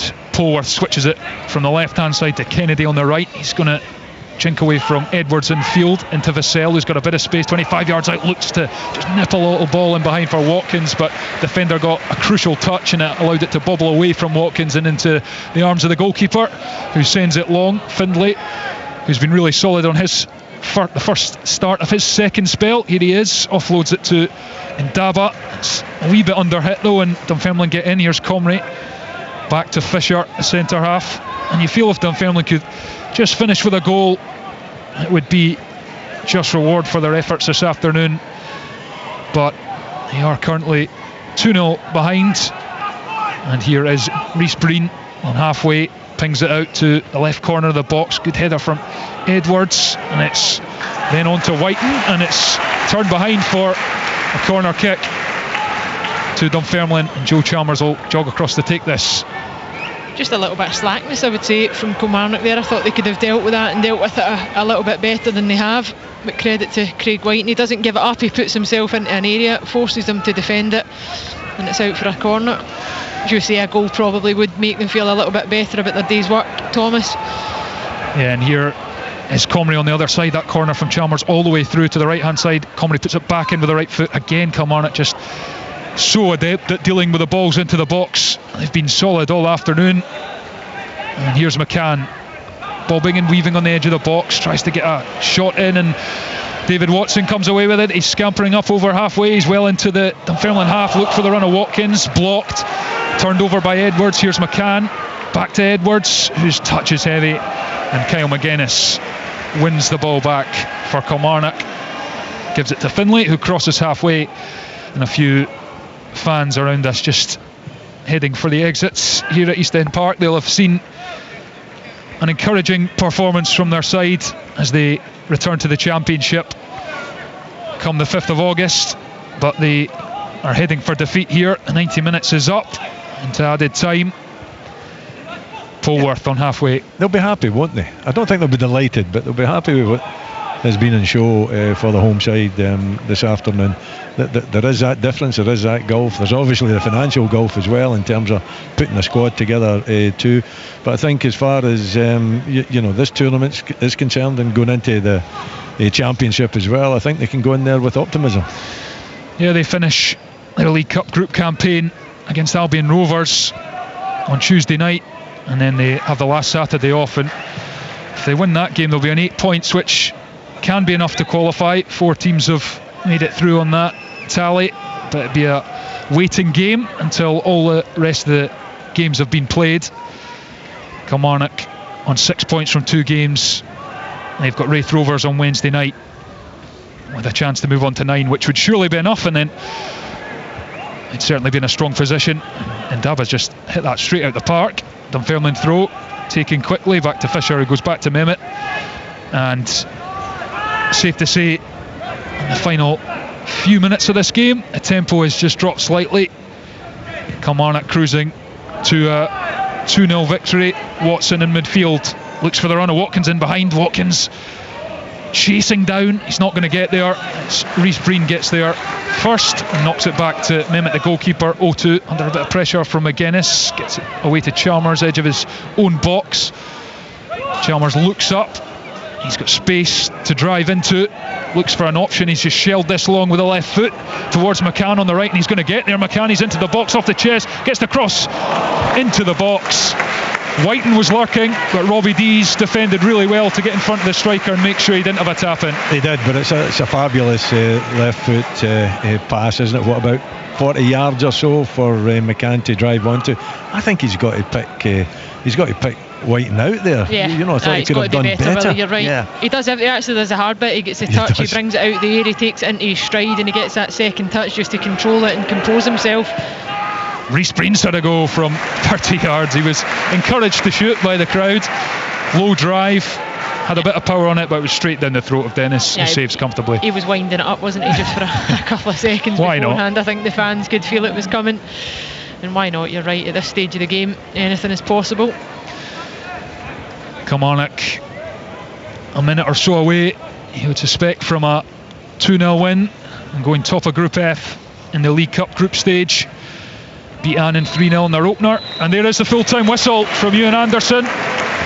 Smattering of boos for the official from the home fans, who will be encouraged from a lot of what they've seen this afternoon. Their team performed well in the main, but they fell behind early. Fraser Murray had the ball cut back to him by Ndaba and dispatched from the edge of the 6-yard box to give Kilmarnock an early lead, and Murray was at the centre of the drama really. He wiped out Lewis McCann, got nowhere near the ball. Really strong, heavy challenge, everyone in the ground really was expecting the red card to be produced. I'm sure James McPake will have a word or two to say about that when I speak to him post-match. The yellow card was issued. It ended up being 11v11 for the rest of the match. Dunfermline really from then grew into the game. Comrie hit the bar. He had another few efforts at the back post which just didn't quite fall from him. Andy Todd, the youngster on his first start, was outstanding. Had a shot saved by Dennis, but they just couldn't find the equaliser. And then Kilmarnock brought some good strength off the bench. Watkins and Kyle Vassell, who with his only real opportunity got free left hand edge of the box, inside the box, and just took one touch and absolutely blasted it past Mehmet to make it 2-0. And from them it was really done and dusted, and Kilmarnock just saw the game out comfortably. So they go top of Group F, 2 wins from 2. Dunfermline a point behind on 5, Wraith Rovers on 4. Full time here at East End Park on a thoroughly entertaining contest. It's finished Dunfermline Athletic 0, Kilmarnock 2. The Scottish League Cup. This is the chance they've been waiting for. Cross court comes back for it. Live on Sports Sound from BBC Radio Scotland. Good game, good result for Kilmarnock. 2 wins out of 2 for them at the start of their League Cup group campaign, following on from last weekend's win over Annan. Some late drama at Firhill. Partick Thistle have forced a penalty shootout for a bonus point, having trailed Falkirk a couple of times on the day. Finished 2-2. There are a few matches, I think 3, that have gone to penalties that have ended in a draw. So just to quickly rattle through the full-time scores, the match between Hamilton and Livingston still ongoing just now. It kicked off at 3:15 because of a medical issue in the crowd, but it finished in Group A. Alloa 0, St Johnstone 4, Stirling Albion 2, Stenhousemuir 1. In Group B, it was Dundee United 3, Peterhead 0, and as I mentioned, that Thistle Falkirk game has gone to a penalty shootout for a bonus point. In Group C, Brecon City 2, Cove Rangers 3, and it's currently with about 7 of the 90 to play. Livingston 0, Hamilton 1. In Group D, Ross County coming from behind against Morton to win 2-1. Huge result for them. Simon Murray with the winning goal in the end, and it finished Stranraer 2, Edinburgh City 1. Real surprise scoreline in Group E. Airdrieonians 1, that new look Dundee side 0. Dundee saw a penalty saved by Josh Ray. It was Lyle Cameron who took it, and Airdrieonians scored a penalty of their own, and it was their player manager Rhys McCabe who converted. The Dumbarton Bonnyrigg game at the Rock has gone to a penalty shootout for a bonus point. In Group F, it was Annan 1, Albion Rovers 2. So it's a good result for the Rovers. Of course, dropped through the pyramid at the end of last season. And as you were hearing there, Dunfermline 0, Kilmarnock 2. Murray and Vassell early and late in that one. In Group G, Elgin City 0, Queen of the South 2. Queens winning despite the fact they were down to 10 men for the last 19 minutes. Motherwell Queen's Park, we're going to get the team news from that just in a moment. And in Group H, Cowdenbeath 1, Montrose 1. That's currently gone to a penalty shootout. I'll bring you news of who's emerged with the bonus points when we get them. And it was St Mirren 4, Arbroath 0. Hello, welcome back to Sports Sound here on BBC Radio Scotland with Liam McLeod. The League Cup group stage at the midway point coming into today. Some big scores again across the country. I'll go through the groups here just before we get some final reports from a couple of the grounds that we were at. It was Group A, Alloa 0, St Johnstone 4, Ballantyne, McGowan, May and 17-year-old Ben McChrystal scoring. St Johnstone back to winning ways. Stirling Albion, though, top of that group. They beat Stenhousemuir by 2-1. Carrick and Dunsmore. It was Yates for Steny. In Group B, Dundee United finally stopped the rot. Louis Moulton, his debut, and a double penalty from Kevin Holt in the second half. Penalties currently underway between Partick Thistle and Falkirk, where it finished 2-2. I think it's 5 each in the penalty shootout so far. Group C, Brecon 2, Cove Rangers 3, Livingston 0, Hamilton 1 going into the final stages of that one. In Group D, it was Ross County 2, Morton 1 and Stranraer 2, Edinburgh City 1. So Ross County, as it stands, go top of Group D at 1 point. Morton were going to be going a good night. What was it, 6 points clear at 1 point. So it's a blow for Dougie Imrie's side, first defeat of the season. And Stranraer 2, Edinburgh City 1. In Group E, Airdrieonians 1, Dundee 0. What a scalp that is for Rhys McCabe's side. And it was McCabe himself who scored the goal from the penalty spot. Penalties underway between Dumbarton and Bonnyrigg. in Group F. Annan 1, Albion Rovers 2, and Dunfermline 0, Kilmarnock 2, which was the first commentary match. In the Motherwell Queen's Park Group, Elgin City 0, Queen of the South 2, McKechnie and Mackay with the goals. Kyle McClellan was sent off. Partick Thistle actually ended up down to 10 men as well in that game against Falkirk down to 10 men in that game against Partick Thistle. And in Group H, Cowdenbeath 1, Montrose 1, and it looks like Montrose have won the penalty shootout to take the bonus point in that one. And it was St Mirren 4, Arbroath 0. And Forfar Athletic continue to lead that group, but St Mirren obviously getting a big win against Arbroath, having lost to the Lichties at home last season. Bit of late drama there. Livingston have equalised right at the last against Hamilton, so they've forced a penalty shootout. I've not got the goal scorer for you yet. We will get that to you, but that one in Group C is going to a penalty shootout, so we'll keep you up to date with that one. At least it looks as though it's going to go to a penalty shootout. Right, to Tannadice. Martin Dowden was watching Dundee United Peterhead. Yeah, full time Dundee United 3, Peterhead. Aye, another bad day for the office for Alloa Athletic. Finished here, Alloa 0, St Johnstone 4. Kerdy Nidsan watched rampant St Mirren against Arbroath. 4-0, and ask any manager what the most precious commodity in football is, they'll tell you someone who can stick the ball in the net. It looks like Saints may have found 2 of them this close season. All the local headlines will no doubt feature the quick-fire second-half double from debut boy Stav Nachmani, on loan from Maccabi Haifa for the season, already off and running literally with speed, composure and 2 fine finishes. All this after Mika Mandron, signed from Motherwell, got things up and running early in the first half with a nice header. He could have had a first-half hat-trick, but for fine saves from our Arbroath keeper Derek Gaston, who was then beaten by Saints midfield maestro Mark O'Hara just before half-time. 4-0 the final score, though. Arbroath will look back to Craig Slater hitting the post before the 2-goal cameo from Nachmani took the game away from them. Much better from Saints, 4-0 winners. Leanne Crichton and Willie Miller were watching our early commentary match between Dunfermline and Kilmarnock. Leanne, deserved victory for Killie? I don't know if I would say deserved over the course of the 90 minutes, but certainly the quality in both boxes was the difference this afternoon. Willie mentioned it a lot in commentary, the way that Kilmarnock defended really robustly, back 4, back 5 at times, organised really well, denied Dunfermline to really any clear-cut opportunities, and then the quality in the finish with the second goal in particular from Kyle Vassell was outstanding, and the build-up play for the first one that Fraser Murray, albeit he was involved in that little bit of controversy towards the end of the first half with the challenge on Lewis McCann, but as I say, 2 bits of quality inside the box that ultimately won them the game. And I think when Derek McInnes looks back in today's performance overall, I think he'll be pleased because he's been able to utilise the squad today as well. He's brought back into the team Stuart Finlay, Lewis Mail back here permanently now as well. He was able to keep the likes of Liam Polworth, Kyle Vassell on the bench as well. Marley Watkins came into the fold, so there's been a good variety to the Kilmarnock performance. But James McPake, I'm sure, will be pleased with how his Dunfermline side performed and looked to match Premiership opposition, but they just couldn't find that quality to keep themselves in the game. I guess, Willie, if Dunfermline play like that most weeks in the Championship, they'll be fine. They will be. I think they need to find more firepower, I must admit, but you know, there was a big incident in the game as well, Liam. And yes. When you see this challenge, you know, it's reckless.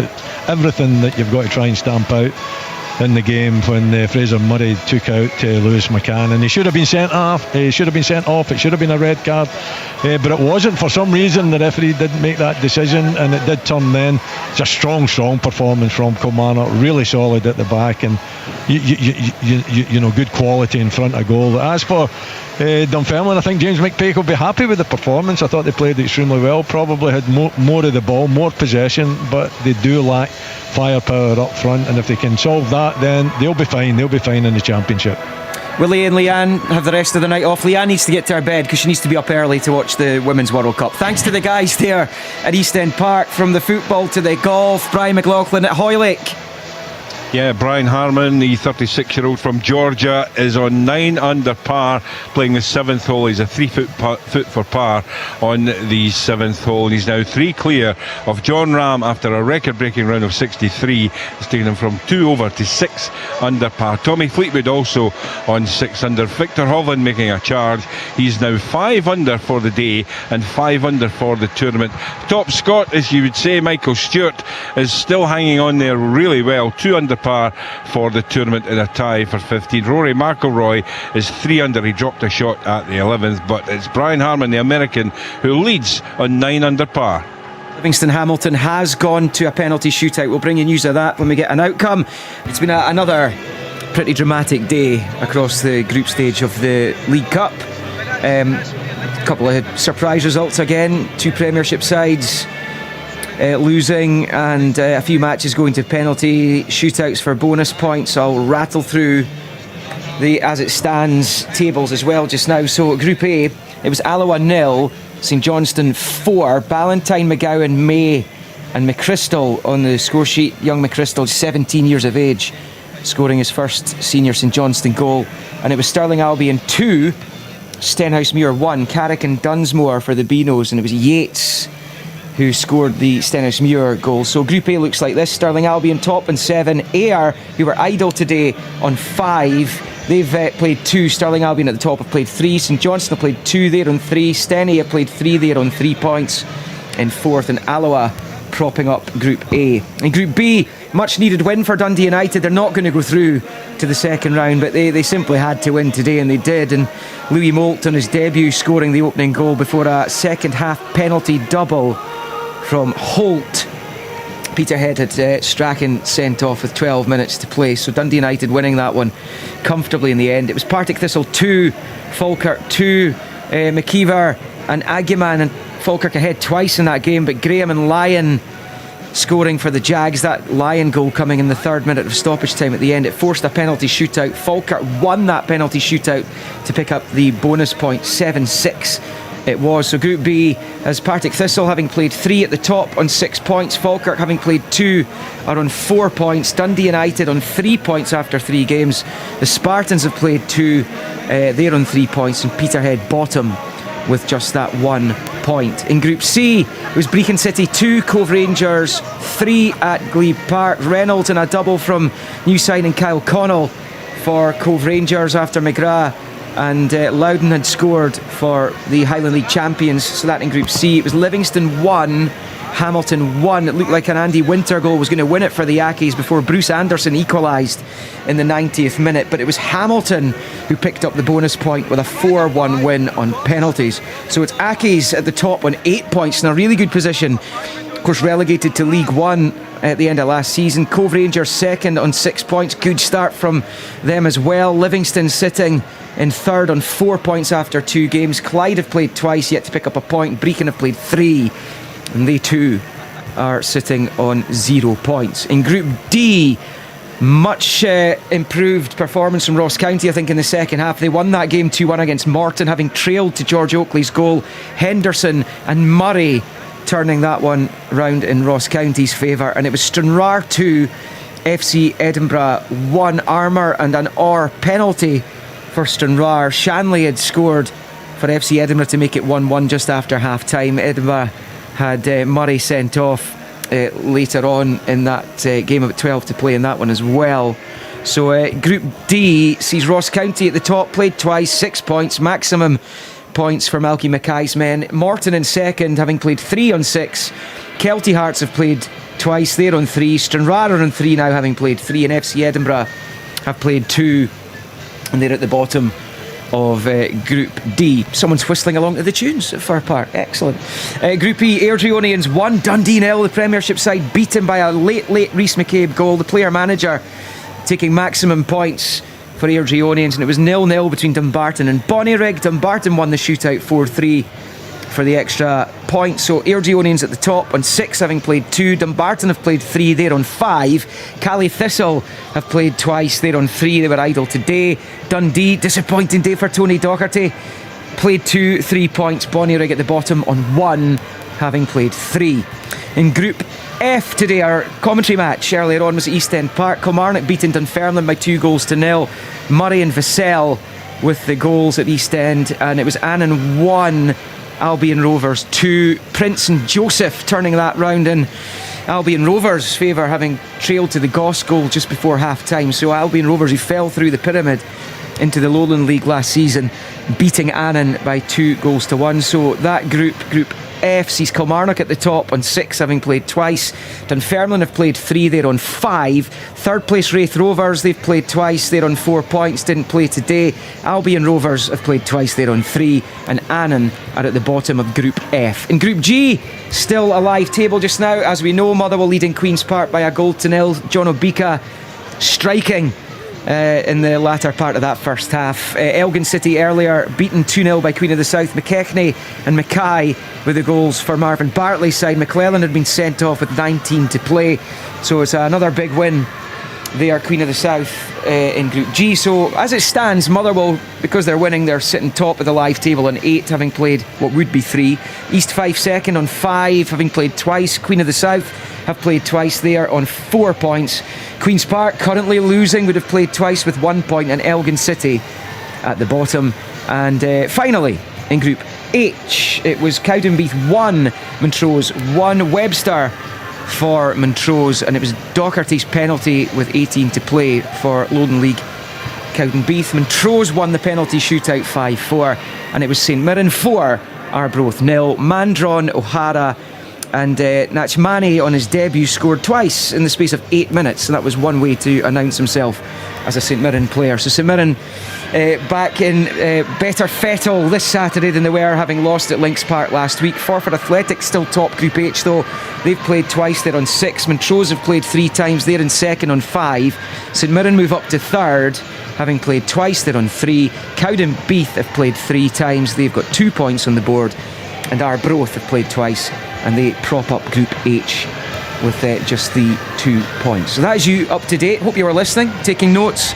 If you missed any of that, bbc.co.uk/Sports Scotland is where you want to head, and you can check out the states of the groups at any time you like. In Group H then, St Mirren, having lost at Montrose last week at Links Park, real surprise result.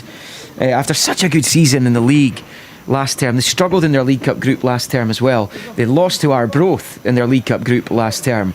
No such issues today. A 4-0 win for them over the Lichties in Paisley. Mandron, O'Hara and Nachmani with 2 goals in 8 minutes on his debut meant that St Mirren ran out 4-0 winners. Here is their manager, Stephen Robinson.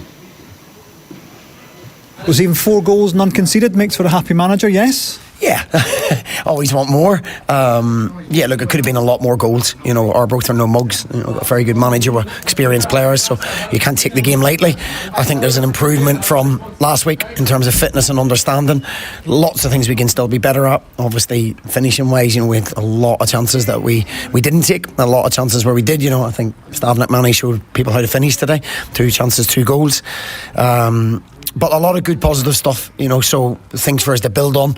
We go into another game on Tuesday night, which means another opportunity to build again.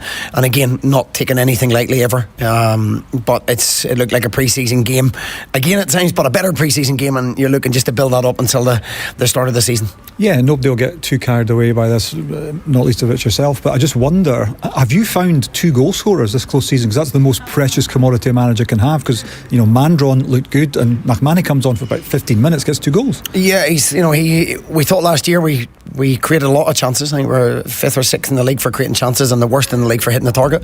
So, you know, it's something we needed to try and rectify. It's something we're working on constantly. You know, by bringing in 2 new strikers and hopefully 1 more in the coming weeks, then it adds their options at least, where we can go and get a little bit more firepower. We know we need to jig the squad a little bit. We need a little bit more backup at left back.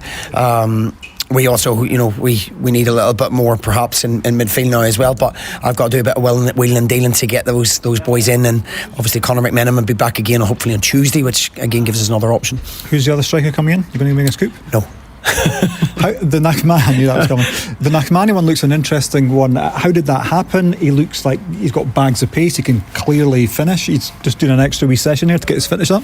I'm not sure if it's a wee session. He's just he can't breathe anymore. Look, he's only trained 3 days. He's only been in the country for 4 days. He is what we thought he was going to be. I got it through the same contacts we got Ryan Strahan from Maccabi Haifa, and so far so good. They've recommended some very good players to us. As I say, he's a goal scorer. The Scottish game, he needs to learn. It's physical. You need to be fit and strong.